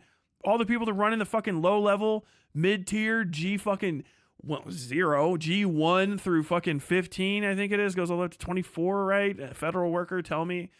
All those people are 20-year-old to fucking 35-year-old average Joe fuckero nobodies. And they are disproportionately the kind of people that have to go get a federal job because they don't fucking hire as easily for everything else. That's why when you go to prison, people are like, oh, damn, this fucking black guy's working at this prison. He must be a fucking this, that, and the other. Like, bro, that guy got a fucking job at a fucking prison. That's like the best job ever. It sucks, but he's working at fucking federal penitentiary Olive Hill. Do you know what I mean? My man goes up there every fucking day. He's got fucking pension. His kids are paid for. He's got his own fucking house. What were you going to do? Did you want him to go work at the fucking, I don't know, the old finger cutting stamper plant that shut down 10 years ago anyway? Dude works at the prison. Now he doesn't work at the prison anymore. Dude was about to pop up, get a little bit of a better job. Wait, I didn't know about all these. What about the CIA? What about the CIA? What, do you think somebody fucking that's a mail clerk at the fucking CIA deserves to lose their job for Elon Musk reasons? Do you know who they are? Do you care? No, you just like to see things happen. Oh, bad things happen. They're not going to happen to veterans that look like me, dumb fuck. I can go work for the county sheriff anywhere in America right now because my head's square and I can still jog a mile. I'll go in as a fucking whatever deputy and be halfway in charge of it in a couple years if I wanted to, and I'm fucking pushing 40. That's literally not a joke. Ask people at sheriff's departments. What, a veteran, he's not completely out of shape? Does he have all his teeth and his eyes? Yes. Yeah, we'd probably take him. We need somebody at least to run evidence lockup. And yeah, if he could do patrol, probably fine. I could have that job in a fucking heartbeat. Those things don't affect the veterans that you're mad at. They don't affect me. They don't affect old fucking one-eyed Dan Crenshaw ass fucking former Navy SEALs and fucking war crimes aficionado tier 1 operators for the CIA. They affect all of the people that need the federal union to protect them because they are not the right color, creed, gender expression, sexuality, etc., etc., etc. Bro, you're talking about people that fucking deliver mail. You are talking about people that double check records. You are talking about people that look at fucking spreadsheets for the IRS. They are veterans too. Fucking idiots, man. Made up 28% of the federal. Don't worry, when they cut Medicare, that guy will have 100% of a cardiac arrest and die because the last hospital in town was shut down. This is gonna hurt you. I bet you anything that fat mother rich. I don't know why. Actually, I do know why. Beard was groomed real close. I don't know. I bet that Damn, guy. You know how they noticed their own? I said, you guys might not see this, but that guy right here, he might be loaded. Remember I said that? I did not pre-watch this. The fucking capitalists can always see their own. They can sense it. He knows. He knows. Was rich. Now he lives in a trailer park. Let's be real. Nope. I don't believe that. Those previously cultured areas of the United States have been raped in like a neo-Confederate, not race neutral, but certainly more broad manner over the past century or so. You know, he does not have the rich Southern accent. What do you? Rich people don't have different accents than poor people. What do you mean? It's not. You mean like a genteel slave owner from like 200 years ago? What are you referring to? It's a different thing. Yes, they do. Okay, I'm arguing with other coastal people whose impression. They do, but only in the cities. That's a hard one to pin down. How'd that sound? Fuck, I don't have enough experience. It's a softer way of talking. It's not quite the whole this little thing I will do, but if you have somebody, someone that's rich, right? If you have someone like the accent normally, I don't know, stop by old gas station, you know, pop by, talk me out, man. The guy that's like a little bit higher up would be, hey, what you gotta understand is it'll be a little bit more drawly like this. If you hear country western people, it's kind of a southern pronounced drawl. It'll sound a little bit like this. Hey, it's wonderful to meet you. Now, these are my friends here. This is Ernesto Capamondo. He is the head of John Doe Industries right now. I said John Doe on accident. It's a little bit more like this. It'll sound very, very clean. It'll sound very, very, very cultured, but they're never going to get rid of it because it is directly connected to a wealth and an influence that is Southern. It might not sound nice in Washington, D.C. right up until you get to the halls of power, and then everyone all of a sudden sounds like that. It's kind of that vibe. That it's going to be regional inflected as well, but there is an actual like wealthy, I wouldn't say Southern, because no one's going to agree that it's Southern. There's a wealthy version of the American drawl that you would the rural drawl, the American rural drawl. That is the like newscaster accent for like the Ohio River Valley spreading out to like Pennsylvania. The like, hey everybody, so you need to make sure you file your taxes by the deadlines in April. If you couldn't hear me switch right there, then you'll never hear the switch. But it's a southerny version of that same sort of thing. Newscasters will talk like that and stuff. It is what it is. Teeth whistling, I can't do any like of that. Doug Dimmadome from Fairly Odd Parents. I'm not getting into this. Federal workforce. Vets like James Diaz. James is an Army veteran who served during the first Actually, Doug Gulf Dimmadome's War. a pretty good example he of voted it. for President Trump 3 times. He was fired last month from his job as a fuel compliance officer with the IRS at one of their field offices in Illinois. His termination letter implied that This woman looks strikingly familiar to me. I don't know if I've seen her, if I've watched, because I don't watch any cable news. She looks like another famous person, but I can't quite put my hand on it. job performance was a factor, but Diaz disputes this claim, saying all his performance reviews were positive. Diaz will be attending Trump's speech before Congress tomorrow night as a guest of his congressman, Illinois Democratic Representative Eric Sorensen. And he joins us now. Mr. Diaz, thank you for joining us today, James. You say you were treated like garbage. Walk us through what happened to you last month. On the 20th of February, I received a phone call from my supervisor and then a email shortly thereafter about how I was going to be terminated. And it basically cited my performance issues. But you provided us with a performance review, and it said you were a good worker with a good knowledge of tax law. So why would they cite that as an issue? I think it was just basically a cookie cutter. That is true. Email to send out. I don't think they thought it through very well at all. And I think I'm a perfect example of why they didn't think it through. Shows like a cleaned up version of Candace Owens. I can't give it that. Maybe that just seems like not quite accurate. That make you feel?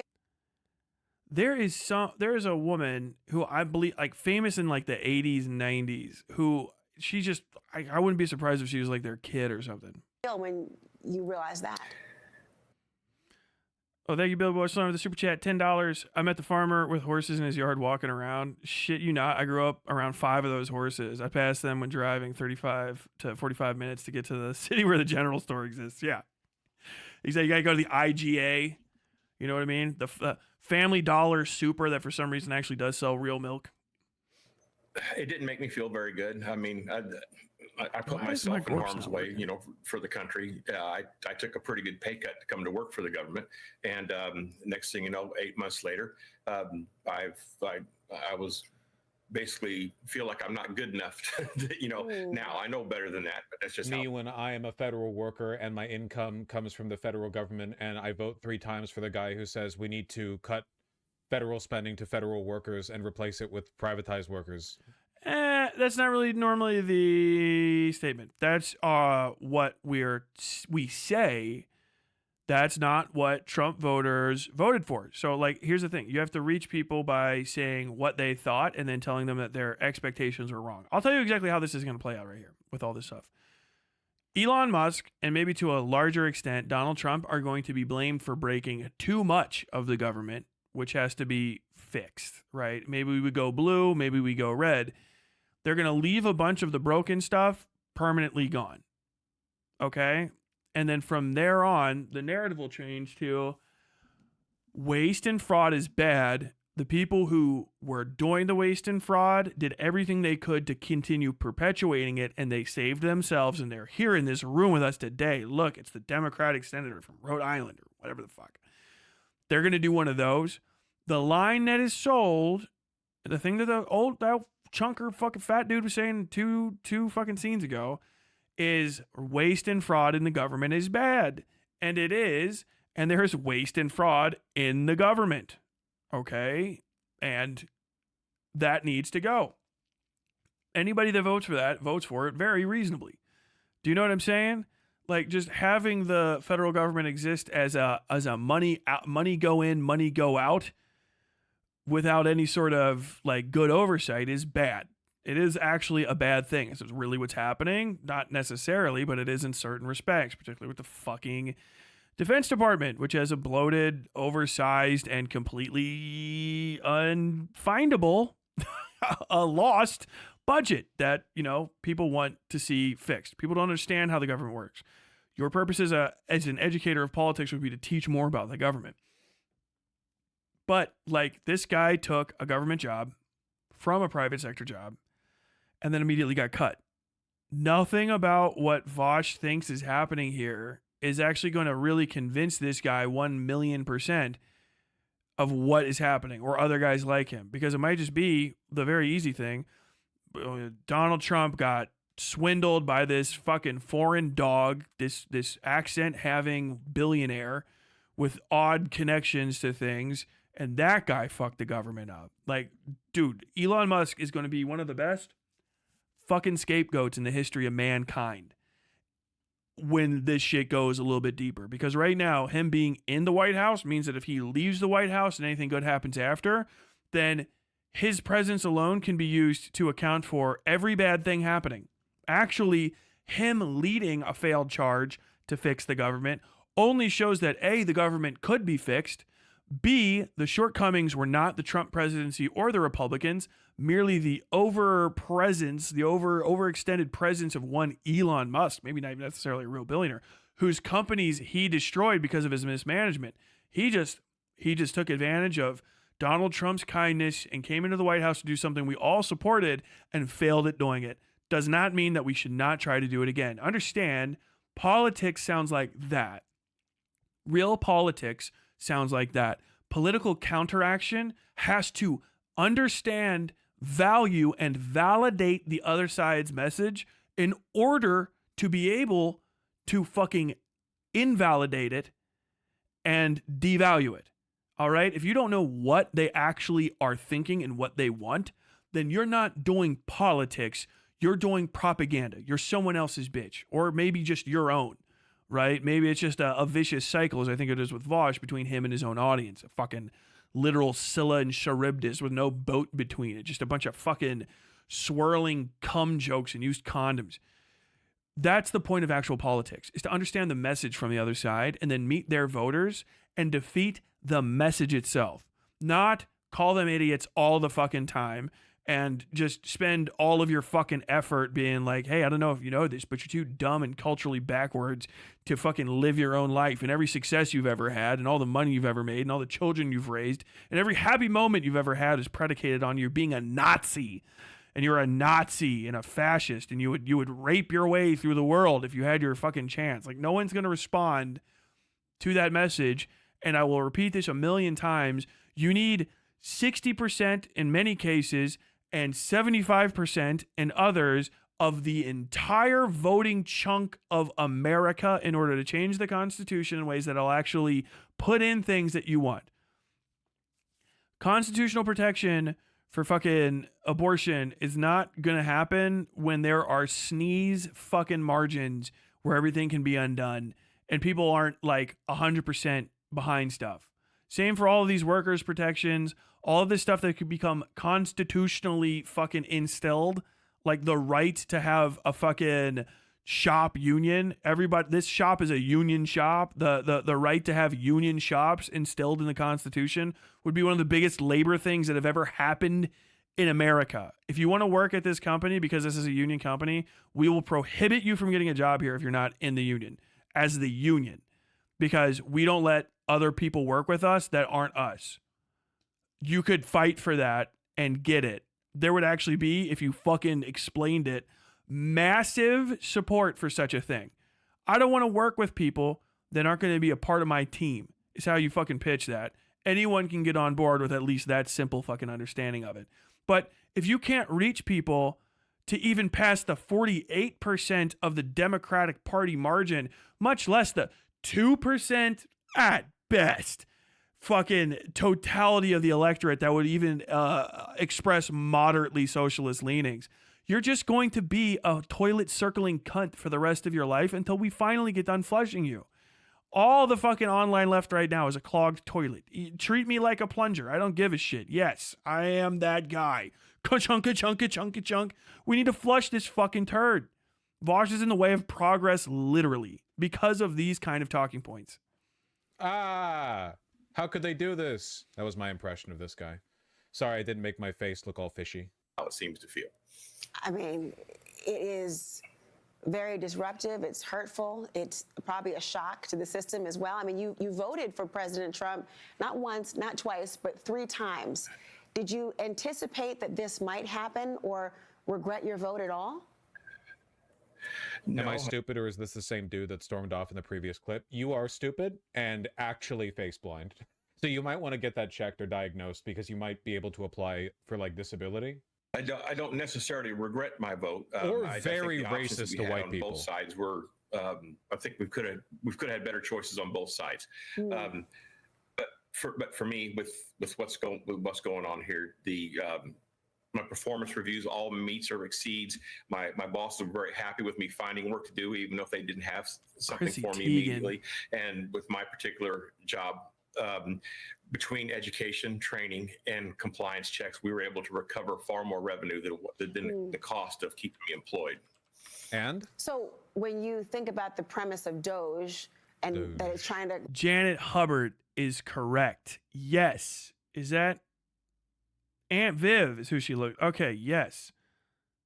There's going to be some like stylistic differences because culturally it's been a minute since the 90s. That might be almost exactly who I was fucking thinking about. I mean, dude, she's got her eyebrows almost exactly. They could be related.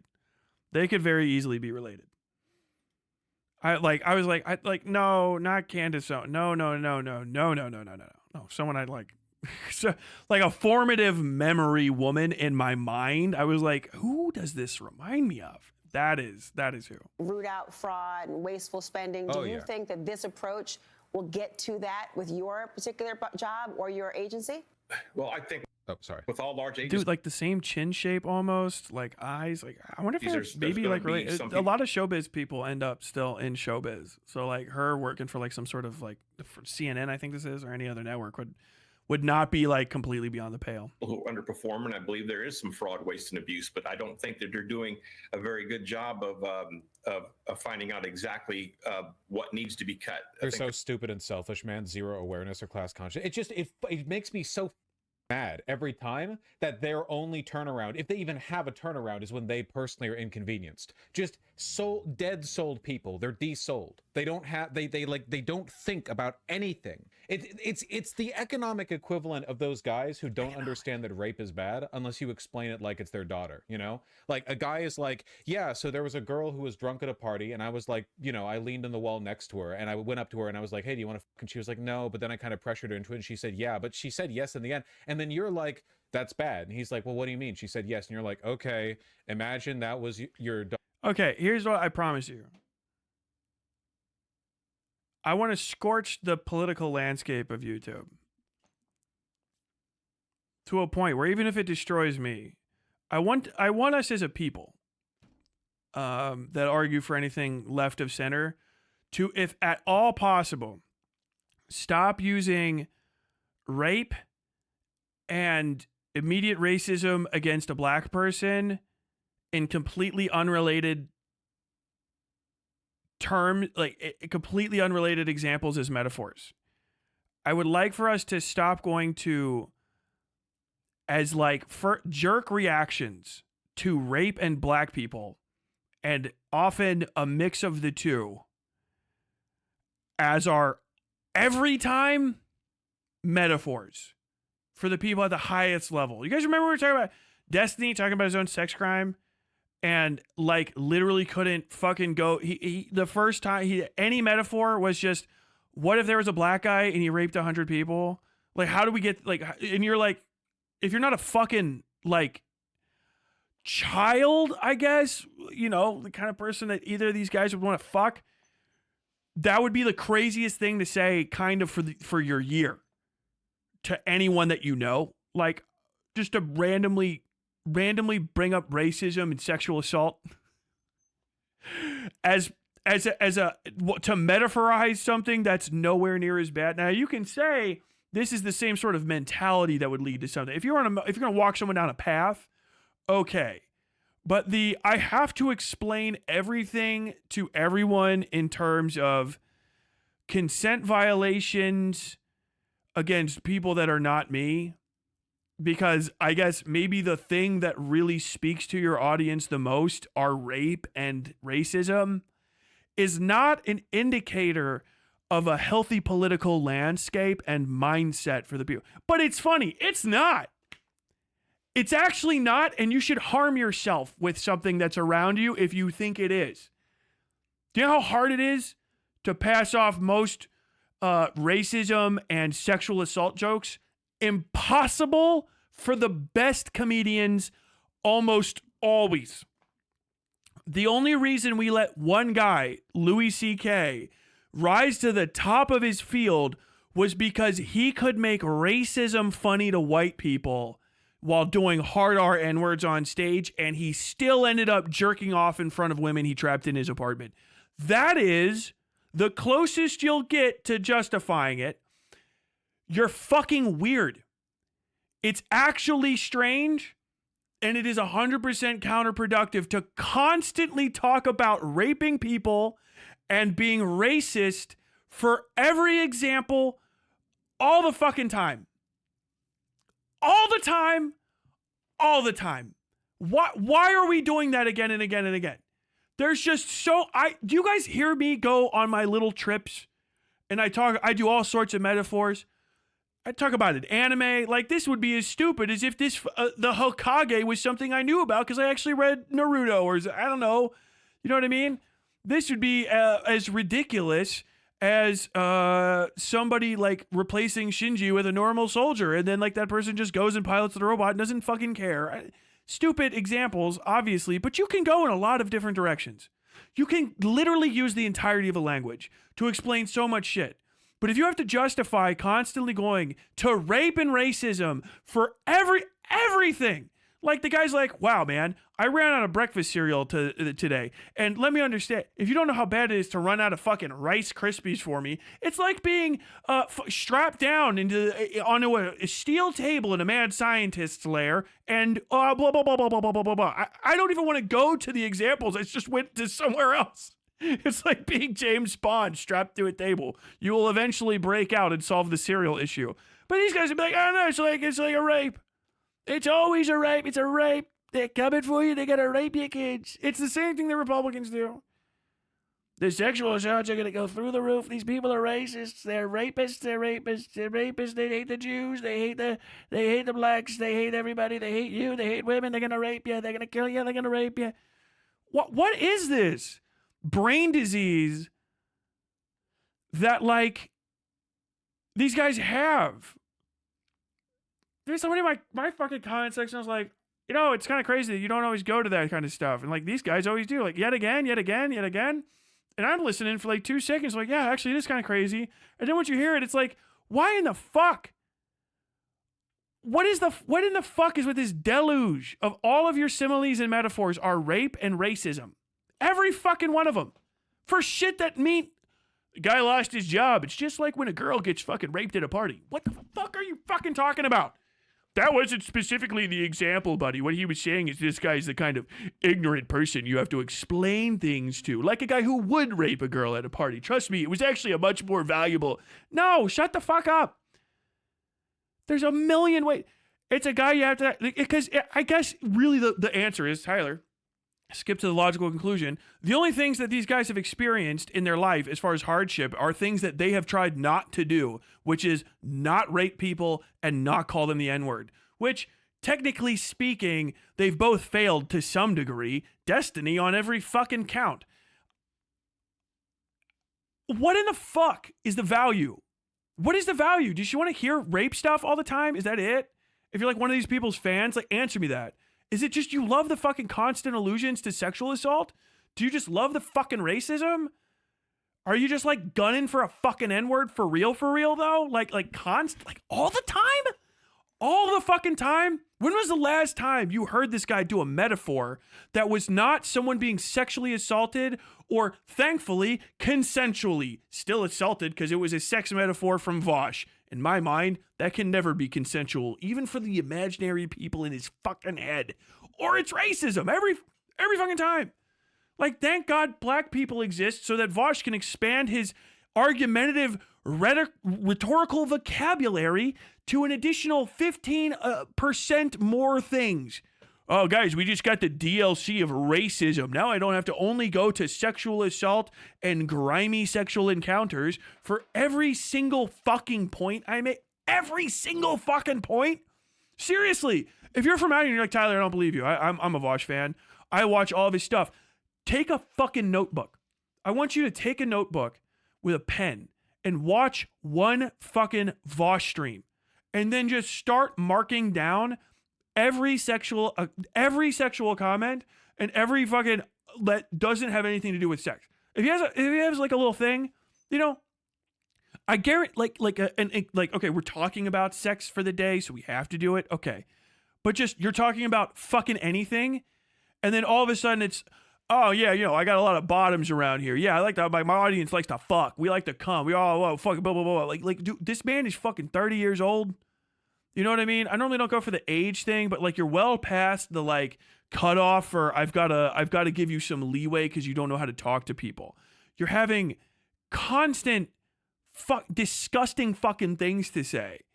And you're supposed to be some sort of like political spokesperson for these people. You're going to get these trans people that like you killed, Vaush.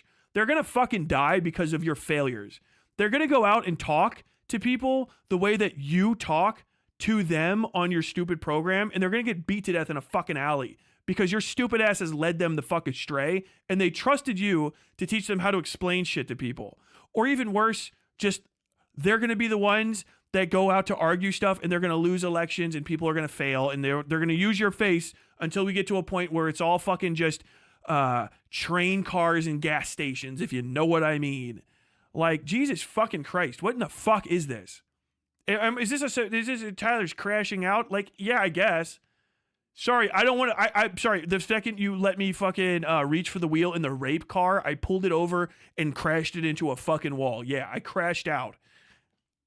What in the fuck is the value in this fucking conversation? I'm sorry. Stunlock. Your daughter, and it was a different guy. And then he's like, oh, and it's like, you don't get it at all. You don't understand how what you did was wrong. You just don't like the idea of your imaginary daughter getting like macked up on in any context. But you don't understand like the underlying problem. You just don't like you haven't learned anything. They're just taking like the chainsaw to it instead of doing some critical thinking and doing some investigations to see exactly what is good and what is bad. Well, just letting it all go instead. Will this impact? How do we reach them rhetorically? I think we should mostly like laugh at them and be really, really, really mean to them. Mostly. How you vote in the midterms? We'll have to see what's going on. Yeah, it's going to impact how I vote in the midterms. Yes. In what way? Well, I'm going to see exactly who's going to try to help fight for for the workers, for veterans. Jesus Christ! I want the best for this country, no matter who's in charge. He's giving you a fucking opportunity. This is the point, man. People who are too confident need to have their confidence shaken. So I do say, yeah, there's a lot of people, especially people like Vaush on the online left. They should be treated with derision and cruelty because they need to be broken. They need to have their fingers smashed to pieces so they can no longer hold on to the power that they have. That is the point of that method in that moment. You do not need to kick this man when he's down. He's literally telling you, I'm looking for another path. And Vaush's fucking response before this guy gets done talking, even at all, is this guy needs to get made fun of. They need to have their feelings hurt. Look, they say they have a bad time. They're having a bad time. I know they're having a bad time, but they need to have a worse time. Can we agree with that? They need to have a worse time. They need to suffer. What I want to see is the working class suffering. I hate them. Look at him. He's fat. He's fat. I'm going to be fat one day. He's got hair. He knows how to shave his face. That disgusts me. That's so gross. Very nasty. Like, what in the fuck? He's literally giving up the failure of his actual fucking way of reaching out to people right here. It's fucking insane. It's crazy. This is like a classic example of a person whose real motivating real animus is like race or something. Because there is no way this guy's waking up and he's like, I will now determine who I will vote for based on veterans benefits and then choosing who he's choosing. You know, it is 100, like this guy's voting straight ticket Republican and it's for some other thing, you know? Yeah, he learned. Okay, cool. Hey guy who talks about politics, dude, this is like seriously, understand, if you're a Vaush watcher, you are fucking filth for this. This man just told you what his single issue is. Basically 2 issues. He's a double issue voter. Support for federal workers, i.e. basically just workers' rights at the federal level. And veterans benefits. He just told you his 2 issues and said, whoever gives me more on those issues, I'll vote for. The voter just told you. You just took a poll. He just told you what he wants. If you find him emblematic of everyone else, which Vaush apparently does, oh, you're a good stand-in for all the other people like you. I'm not going to look into this moment and decide, oh, now's the time to reach out to people and meet them halfway and see if I can't convince them to my side. No, we got to make fun of him because, I don't know, he doesn't come enough. Like, whatever the fuck Vaush thinks in his fucking small-ass pea-brained mind. Are you out of your fucking mind? This is politics. The guy just told you what he wants. It's a negotiation. It's a conversation you could be having. And instead, we're going to have Vaush, this disgusting fucking pedophile fuck, out there talking to tens of thousands, hundreds of thousands of people, controlled opposition, convincing people to not bond with the rest of the working class because they don't come enough or fuck enough or wherever the fuck cockamamie half-brain shit it is that goes through his cum-filled fucking brain. He's going to get you killed, trans people that like Vaush. He's going to get you fucking killed. You're going to fucking die, idiot. You are going to fucking die because you support him. Every hour that you watch him, every dollar you give him, he's going to get you fucking killed, idiot. I'm the last one on the fucking train, morons. He's the fucking conductor. He's ushering you on. He's telling you to not fucking create bonds in the working class because the guy's not fucking, doesn't talk cute and he's not fuckable or whatever the fuck it is this guy finds as a value in another person. It's definitely not intelligence. It's definitely not knowledge of a situation. It's definitely not the inherent humanity. He said he doesn't have a soul. So basically, Vaush says, well, this guy doesn't wear thigh-high stockings and cat ears. He's not really human. Don't reach out to him. There's no value in it. He's going to get you killed, dead. That's where politics is. It's all in, baby. Politics is all in.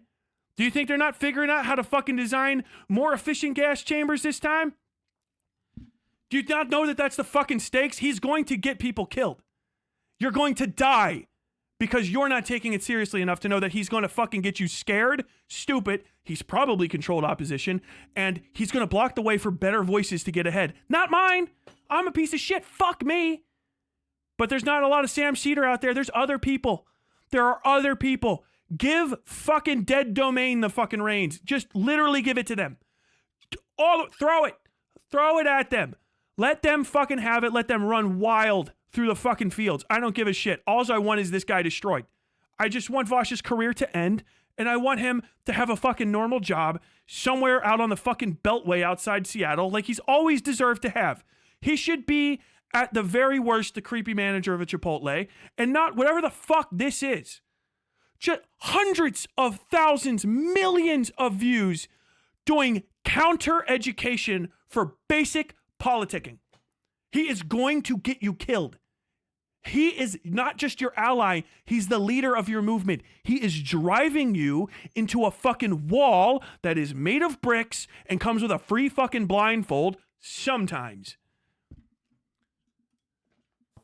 You're going to be attending Trump's speech tomorrow night, I understand, with your congressman. What are you looking to hear from the president? I'm just looking to see what his plan is going forward, how we can all make this a better country for everybody who's living in it. Forward. There's so many. I know I'm losing my fucking mind. Destiny's impossible to take seriously. Piece of shit. Trash. I don't know who the fuck he talks to even. Generally, I feel like the people that like him because he does awful stuff and they don't trust him. I hope that's the case.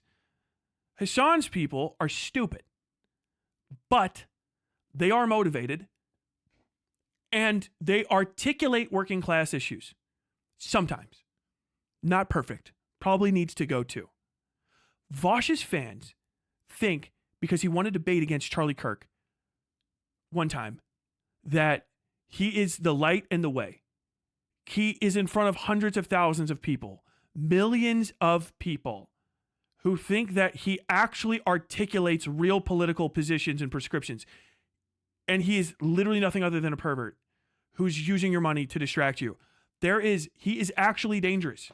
He is actually doing counter education. I haven't heard fucking Hassan give a take this bad. Destiny's not actually a leftist. So I don't care as much. He's just trash. He's something that you have to overcome down the line. I have never, in my mind, aside from him being a cunt, actually heard Hassan say something as stupid as don't reach out to somebody on veterans issues. If he has, he also needs to fucking go much sooner than later. But like, this is all fucking Vaush has said before and after the fucking election. He has shit on the entirety of rural America because he doesn't have anyone in his audience, I'm going to assume, that watches that shit. And he shits on veterans and federal workers and stuff. Okay, fine. If you don't like them because they serve the military and you're a moronic, you're a child, you know what I mean? And you don't understand how the fucking world works and the difficulties of existing on this earth. Okay, but you're a political fucking commentator. And when a person says, hey, I'm willing to switch sides and leave the cult, and you say, no, you just deserve you need to cook a little bit more for my satisfaction. This needs to go. Annihilation. Like, I'm starting to believe that additional endeavors must be made to fix this issue with the Vaush problem. There needs to be a singular solution to it, and it needs to be the absolute annihilation of him from the internet. Unironically, yes, he deserves to lose his channel, his money. I hope he starves. He is actually a detriment to what I want, and I do not see a value in him continuing to exist as a person on the internet. I don't know what it is. It's not just like a personal vendetta. I don't care. He is actually convincing hundreds of thousands of people of this shit. And more so, and moreover, being shared outside of that. Understand, this is what the left looks like. And this is one of the most prominent people on the left, pedophile, horsefucker Vaush, who clings on because he has no fucking understanding of politics and doesn't care about you. He just wants to suck up dono money and fuck femboys off Grindr or whatever the fuck he does. He is literally just a pervert. He is a pervert sucking your money up so that he can sit between you and political action, and you're permitting it. If you watch him or give him money, you are antithetical to workers' rights. You are literally an enemy of mine because you're worse than a fucking person that's on the opposite side. You're a fifth columnist inside my movement who doesn't even work with them. You're just literally a fucking cancer inside of the workers' rights movement. All Vaush supporters are a cancer to the workers' rights movement in America, at least, and probably abroad because of this. I really can't hammer that home enough. I kind of have to go mask off for this one. He is a fucking parasite, literally on my movement, a cancer. He is antithetical to progress. There is no value in him having another word reach the public There is no other way to say this. If he's not controlled opposition, he is so fucking cancerous that he's almost a new type of life form that would have to be the third option that's worse than an enemy, which is, in my mind, just a traitor. I don't know how many other ways to hammer this home. I fucking hate this guy. I didn't like him very much when I started streaming. I liked him less the more I learned about him. After the lolly thing, I learned to hate him. And now that we've gone on about a year, I am so disgusted with his continued existence that I would do many things to make him not appear on the internet anymore. Like, what in the fuck? Literally, as a leftist, any leftist, I will debate you on this. Why do we permit him to continue speaking on our behalf at all? Why is there not wrath against this? Do you not know what working class means? Do you not know what workers are? Do you not care for their rights? Who supports this filth? This fucking thing? I really don't know what to expect, or I hit Vaush by accident.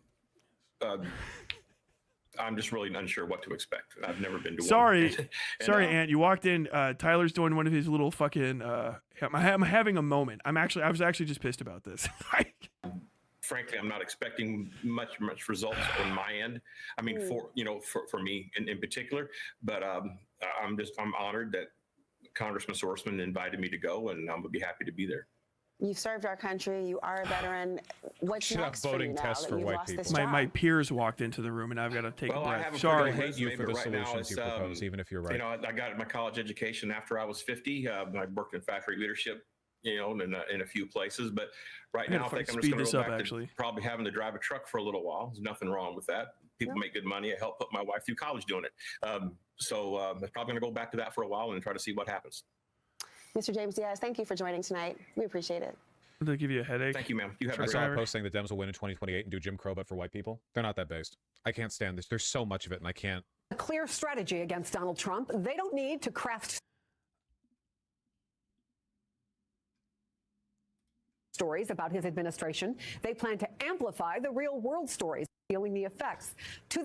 And he says, Vaush consistently says the most absurd nonsense, and people echo him in a way that prevents people from making meaningful change. Yeah. Dude, I'm telling you. I got my whole ass heart rate up, bro. I'm burning calories right now, levels of fucking irritated with this. Because it never ends. It's not a single mistake. I've never been mad at somebody really for a single mistake outside of a few seconds. I mean, you can hear that. There's people that I literally work with on the channel who did stuff that was like absolutely obnoxiously dumb. And I got over it in a couple hours. Like, hey, can you not do that again? They never did it again. Never mad at him again. You know what I mean? This is this guy's whole message. This is what he does. And then, but for some reason, every time now that you get like a moment where you're like, I know this is gotta be a pain in the ass because I know Cy, and I don't know Cy necessarily, but I know Anthony specifically, and I think I've seen you guys maybe on panels together. You guys have to talk to people that are on the other side of the aisle or middlingly in the aisle, particularly about like political stuff, not like for votes and like the operations of the day-to-day government, but for entertainment products that are part of the cultural landscape, and they do have their own political bents, left, right, middle, narratives that kind of play with the construction of how we see each other and stuff. And having to have a conversation with somebody on the other side of that aisle and know that you have to go in preemptively with the possibility that they're going to be like, well, Vaush is on your side, is it's a liability that exists for people who don't talk to him or like him or want him here, that I think he willingly and willfully maintains that liability because I think it makes him money. Like, that is such a pain in the ass. Like, to know that, like, oh shit, hey, stupid leftist says this thing. It's like, okay, I can survive that because I stand on my politics. But then they're going to put your face in a thumbnail with fucking Vaush. And it's like, okay, so you're not calling me a leftist. You're calling me a fucking pedophile. I get it. I know what the move is here. And there's not much I can do about it because we can't seem to fucking shuffle ourselves loose of this absolute carbuncle of a fucking human being. And it's just, it's so irritating. If he was a leftist, that's the thing. here's the real kicker. If you guys don't know anything about lefty politics, actual like materialist analysis type shit, he would know the best thing to do for his movement would be to leave. It would be to step away, possibly forever. Possibly forever. Because he's an ongoing detriment. He provides no value. And the value that he does provide is always, without exception, superseded by the risks of having him anywhere near anything. Thank you, Sai, for the $5 super chat. And it's deeply frustrating because it's a class thing too. Because I know he's in a class higher than me. People will treat him differently. People that fucking hate him will still treat him with more respect than they treat me because he's got the 500K plus subs. You know what I mean? He's got that 100K a year fucking YouTube income. And I'm down here on the totem pole. And so it's just like I'm experiencing the thing I hate about the real world, classism, depredation, having people expect you to be deferential and bow and scrape because there's somebody placed higher than you on the fucking totem pole. And now I'm here in a place where I'm ostensibly supposed to be talking to and about and around the highest level heads of these things. And then it's still the same fucking setup. And they use the thing that is driving me crazy and dragging fucking their viewers and viewers like the ones that are in my audience and even me into these circles, those concerns and those issues, and just absolutely manipulating people's feelings around them in order to maintain the hierarchies that let you fucking violate people's consent, violate their trust, take their fucking entire political desires for the world and all the reasons they support you and just twist them into money and sex and drugs, literally. And it drives me fucking up the wall. And I get a little bit upset. And I'm sorry you guys had to hear me yell. People had to yell. I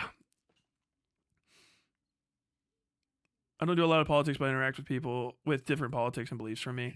Oh yeah, there are ranges of political I feel. Some are reasonable, some are not. Hey, thank you, Auntie, for resubbing.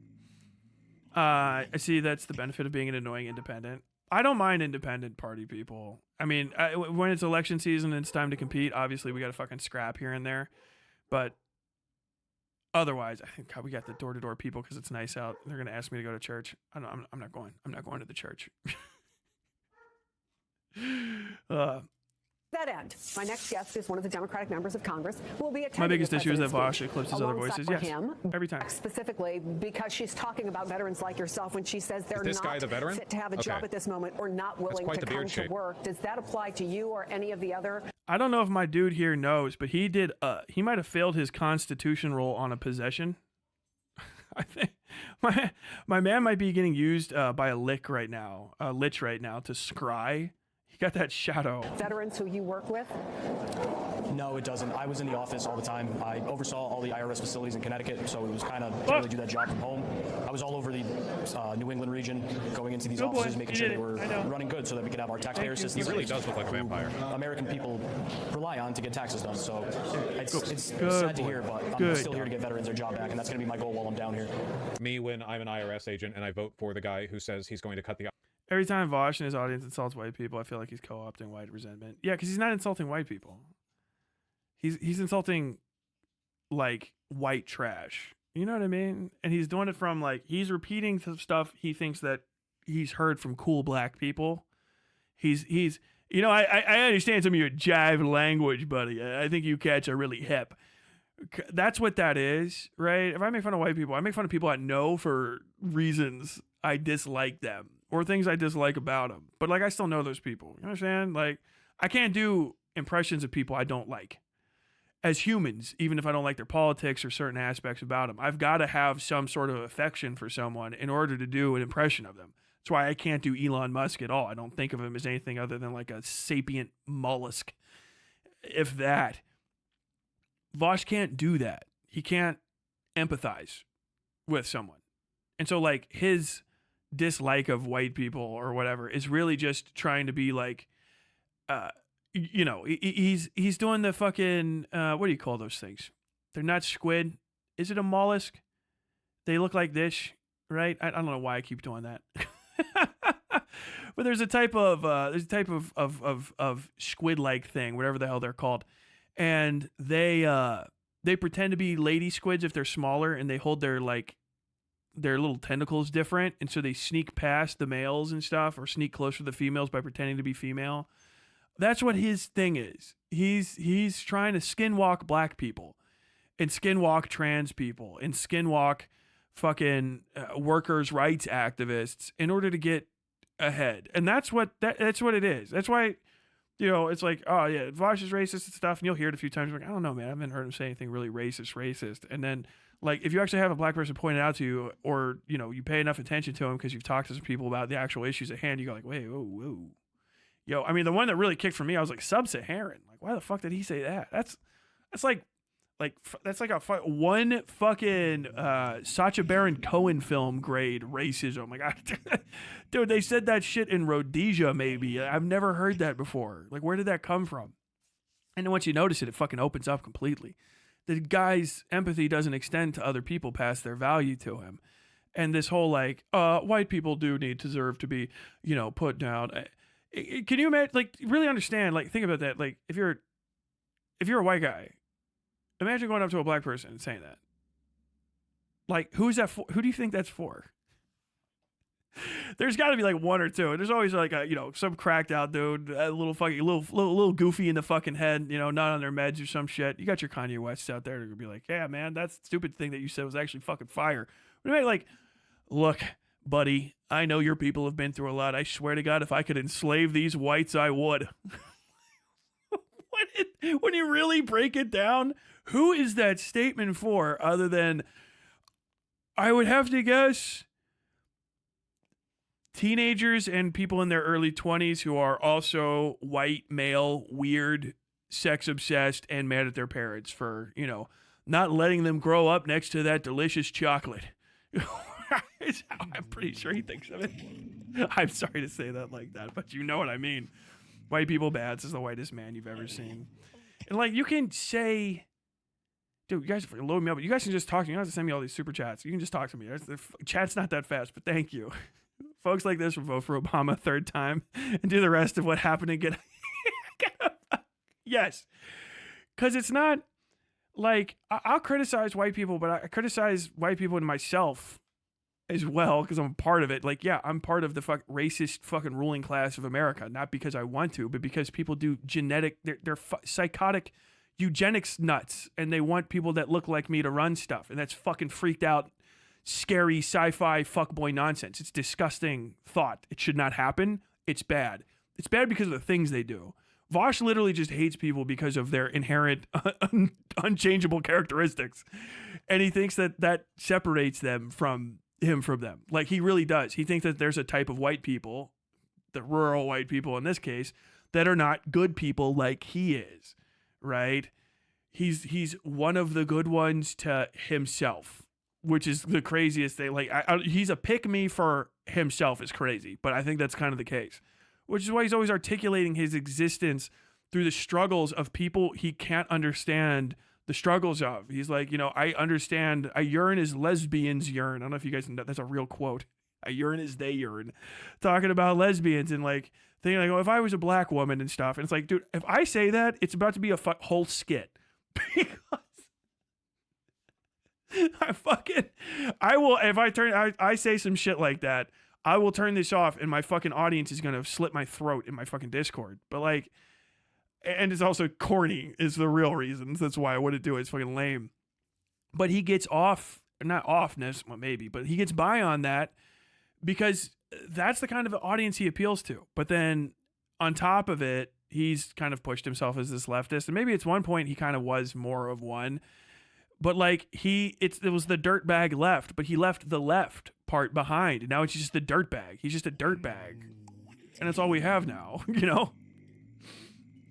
IRS and has dodged taxes before and is clearly hostile to the concept of wealthy people paying their fair share to society.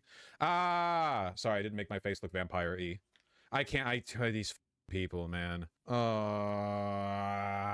These CNN interviews feel like they're laying the groundwork for that, for sure. If we're bipartisan, we'll get these guys. Well, if anything, it should do the opposite, because the story that we're seeing time and time again is that Trump's behavior and even his explicit messaging had nothing to do with reaching those people. Like, these are people who are upset that Trump did the thing that he's been talking about doing for nearly a decade now. So if anything, it's the opposite. No, they're not.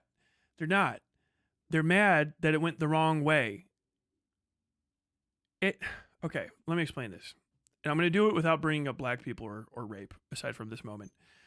If you hire a guy to cut your lawn, it's crazy that you can do this. I swear to God, you can do that. You can do this for every metaphor. You can do it for every metaphor. If you hired a guy to cut your lawn because your grass is too high, and you say, the guy comes by and says, hey, your grass is really high. Your grass is like 8 inches. In this neighborhood, it's supposed to be 4. And we've noticed a lot of people from the other landscaping company, they come by and they cut it and it's like 6 inches and it grows back and it looks bad and it's higher than the 4 inches that you actually need in this neighborhood. You should hire me instead of the landscaping company. I'll cut it to the 4 inches it needs to be. And you say, okay, yeah, I like that. And you fight for years to get this guy on because you're on contract with someone else. You find out this other person's like on contract with the neighborhood. And you finally get rid of this guy because you're like, our thing is we want to get rid of the person that's cutting the grass wrong so we can have this guy come in and cut the grass right. That's what you wanted. Then the other guy that's cutting the grass wrong is gone. Fuck yes. That's 2 parts of our thing. We want him gone because he's fucking up. We've seen it happen. We believe that. And you're not providing any actual counter evidence because there's not much. When it comes to government waste, it's been happening, and it is directly related to the pocketbooks of Democratic politicians. It's just the case. There's just corrupt Democrats that are part of the military-industrial complex. See those who voted to continue the genocide in Israel. There are issues on my side of the aisle, very big ones that they are correct to call out, and want those people to have less influence on the government. Now, the new guy comes in, cut that grass, right? And he starts cutting the lawn bald. You're going to go, wait, what the fuck, buddy? What are you doing there? Hey, what are you doing? I'm the new guy sent by the new company. I'm cutting the grass. We said we're going to get it underneath that 4 inches. Well, I said we wanted at 4 inches. Not under 4 inches. I want it at 4 inches. Cut it out, all right? Hold on. Well, I got to finish this yard. Well, okay, fuck me. Well, shit. So now you got a bald yard. Maybe it's not dead, but you got a balled up yard. Still not. You're still correct about getting rid of the other guy. Understand that. Multiple things can be true about the situation. They're happy the first guy is gone because he wasn't cutting the grass very well. He's a waste of money, okay? The new guy came in and cut it too low. Well, shit, what do you do now? Do you give up forever and bring the old guy back? No, it's a stupid thing to do. You don't bring back the known bad thing. You say, I need a different thing than the thing that you said was going to fix it. That's what they're asking for. Oh, shit, the deep cuts didn't work. Still happy about the reduction in fraud and waste. We're actually definitely finding out what's waste and what's fraud because the people that are leaving and causing us issues definitely need to be there. We're going to make sure that they come back, hopefully, and there's going to be good arguments to bring those people back. All the people that are gone, that there's not a good argument to bring them back, they're going to say, hey, fraud and waste taken care of. Now we need to figure out how to move on with this situation. We want that grass to come back, and we want you to cut it 4 inches from now on. Next time he comes back, he cuts it at 3. Still not perfect. The yard's a little brown, but you know what? That's what I wanted. I wanted the grass to stop being cut at 6 inches, 2 over the 4 that I wanted from that guy who took me forever to get out. Now that I have this other way, it's still not perfect. I never thought it was going to be, I'm an American voter and a person with a job and a family. I know that life isn't perfect. I'm 45 years old. I know that you don't always get what you want, but I wanted to fight for this. Now that I have it, I'm going to talk it up to myself a little bit, and we're going to work with what we've got. But I'm definitely glad that the bad thing's gone, that I was fighting to get rid of for forever. This is how the world works. This is not a complicated thing. You can, by the way, because this does not have any sort of XC17 explainers in it, you can take this out into the world. I guarantee you can speak to almost anyone you know that has, if you grew up around grass, and you could probably modulate it a bit, you could have a conversation with them trying to explain how the government's cuts worked and how they fell short by using this metaphor. That's called political education. You can take that out into the world and use it because you don't also have to say, well, no, grandma, I have to explain why sexual assault occurred at a frat party in order to try to get you to understand tax brackets. You understand the limitations of these issues here. That is the guy's complaint. The guy's complaint is, well, God damn it. I didn't think he would go this crazy. I didn't think that he would have Elon Musk embarrassing himself. Well, why didn't you listen to us? We're the smart ones on the other side. Because you people are not as smart as you fucking think, and you act like cunts. You act like assholes all the time. You're self-satisfied pricks that don't respect me or who I am or where I'm from, and you hate my family for some fucking reason. And I said, I love my daddy the other day, and you called me gay. And I don't know what that even is. And I don't trust you people because you're untrustworthy. Have you ever heard of Jake Tapper? I don't like him. Maybe you do. I can't remember who Jake Tapper is. I was trying to say, I can't even remember. I don't watch any cable news. That is the issue that the guy is facing. That's his problem. He likes the reduction in waste and fraud. He did get what he wanted. He got too much of it. And because he's a grown man, he knows that the politics are a monkey's paw every fucking time. And so what you've got to do before you pull the next finger down is adapt for those too deep cuts. That's what he wants. He wants the federal workers back. He wants the government functional and helpful, but he doesn't want it wasteful. Okay? That's what he wants. That is that simple. There's no reason to kick fucking non-political streamer people's teeth in over this while they're down. They're fucked up. Hey, man, look, you guys made a fucking bad decision. Treat it as it is. Now, if someone comes up to you and they're hot as fuck, this is because you Democrats are Satan worshiping baby killers or whatever. Okay, like, hey, fuck you, Brenda. Go fuck yourself, you fucking uptight bitch. I hope that they fire you from the Walmart greeting program as part of these federal cuts. And you're like, that's not a federal job. Are you sure? Would you know, Brenda? You know, you can go fuck with someone like that. But if someone's like earnestly like hurt, the worst thing that you can do is kick someone while they're down and you didn't even knock them down and you don't even know them. Like, oh, damn. Hey, man, is there a guy with his belly open? Cack! I'm gonna fucking kick the fuck. I would kick his liver through his asshole right now. What does that do for you? You know what I mean? Like, if you're a leftist, address everything, especially politics, as what does this get my movement? If it doesn't get your movement anything at all, probably don't do it. Do you know what I mean? Don't do it. If it's going to be negative, don't do it at all. If you don't know if it's going to be positive or negative, reach out to someone who could maybe figure it out. And if you don't know, don't do it. Back up. Whoa. Hey, yo. Whoa, now. That's it. It's not a bad metaphor. Thank you. I do write on occasion. John Tapper for a second. I can't remember. Bar Rescue USA.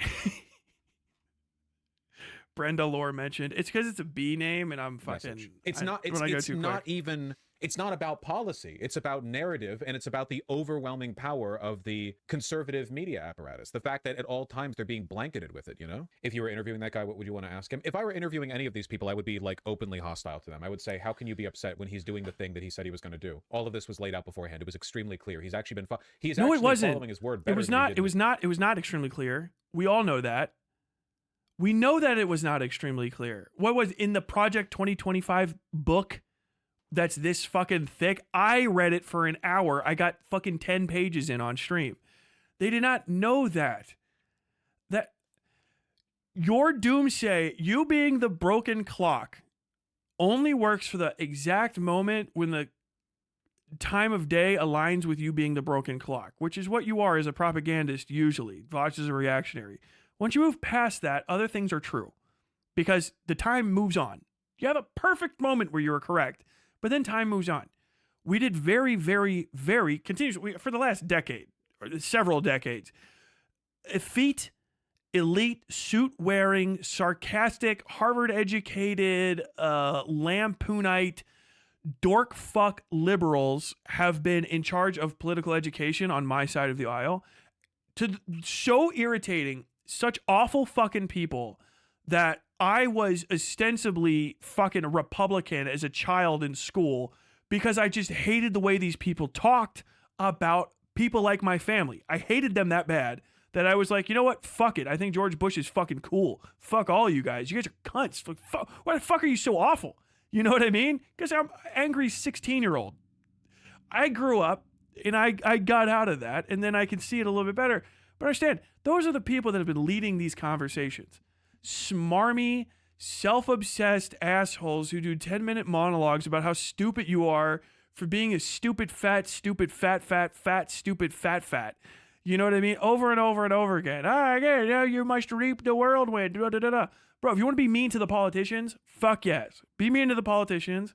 Be cruel to their propagandists.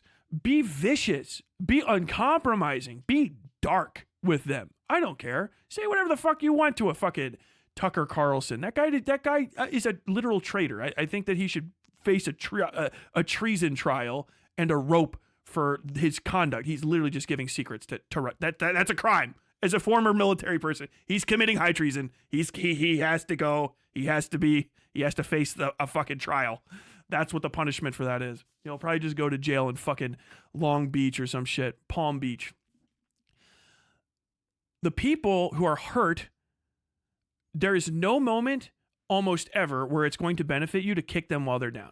They are workers like you. If they have been misled, as you probably have in your life as well, as I have, what part of when you were misled was fixed by a moment of absolute cruelty and your moment of absolute vulnerability?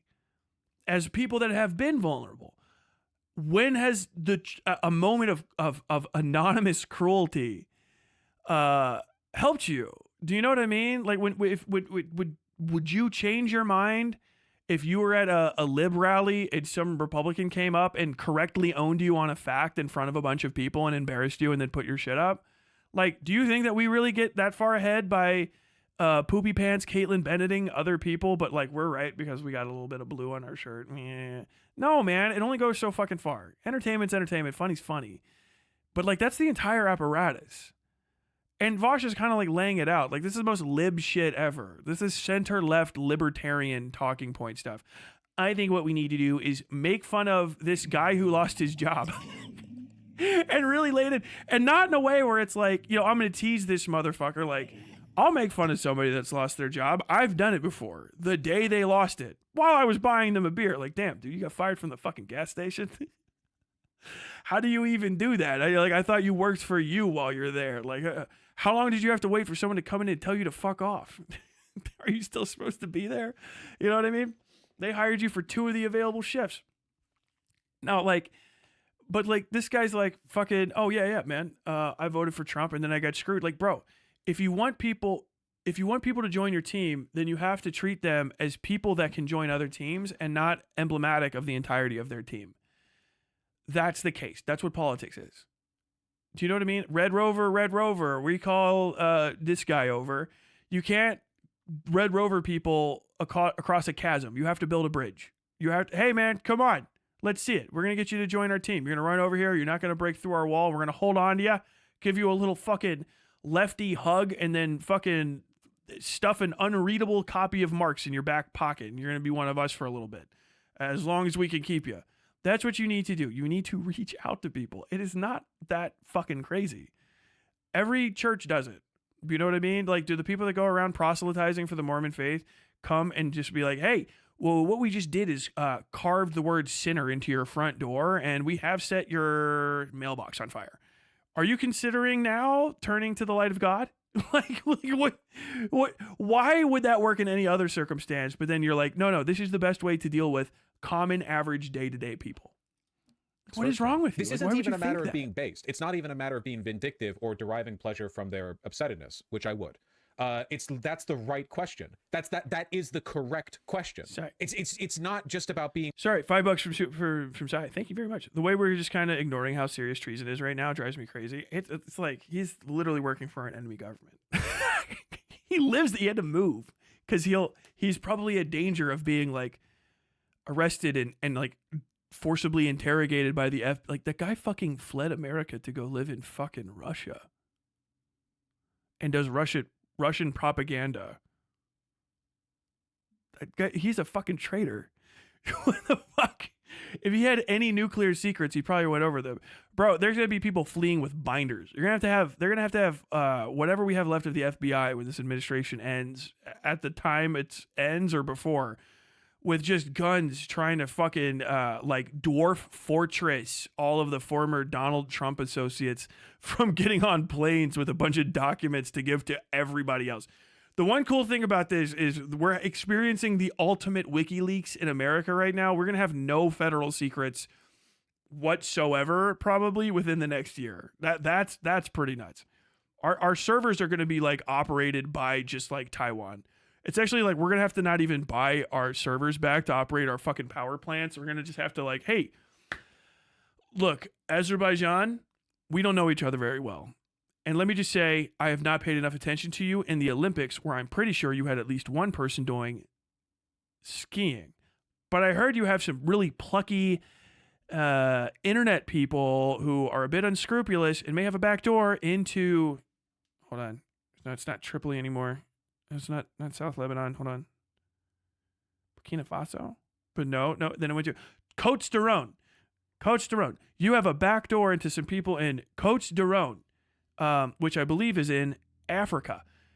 And you could use that if we give you a certain amount of money to turn back our dams or turn our dams back on. Is this true? Azerbaijani officials just like, look, being an equal with America doesn't mean what it used to mean, but it's not that bad. Oh, we're in for a fucking ride.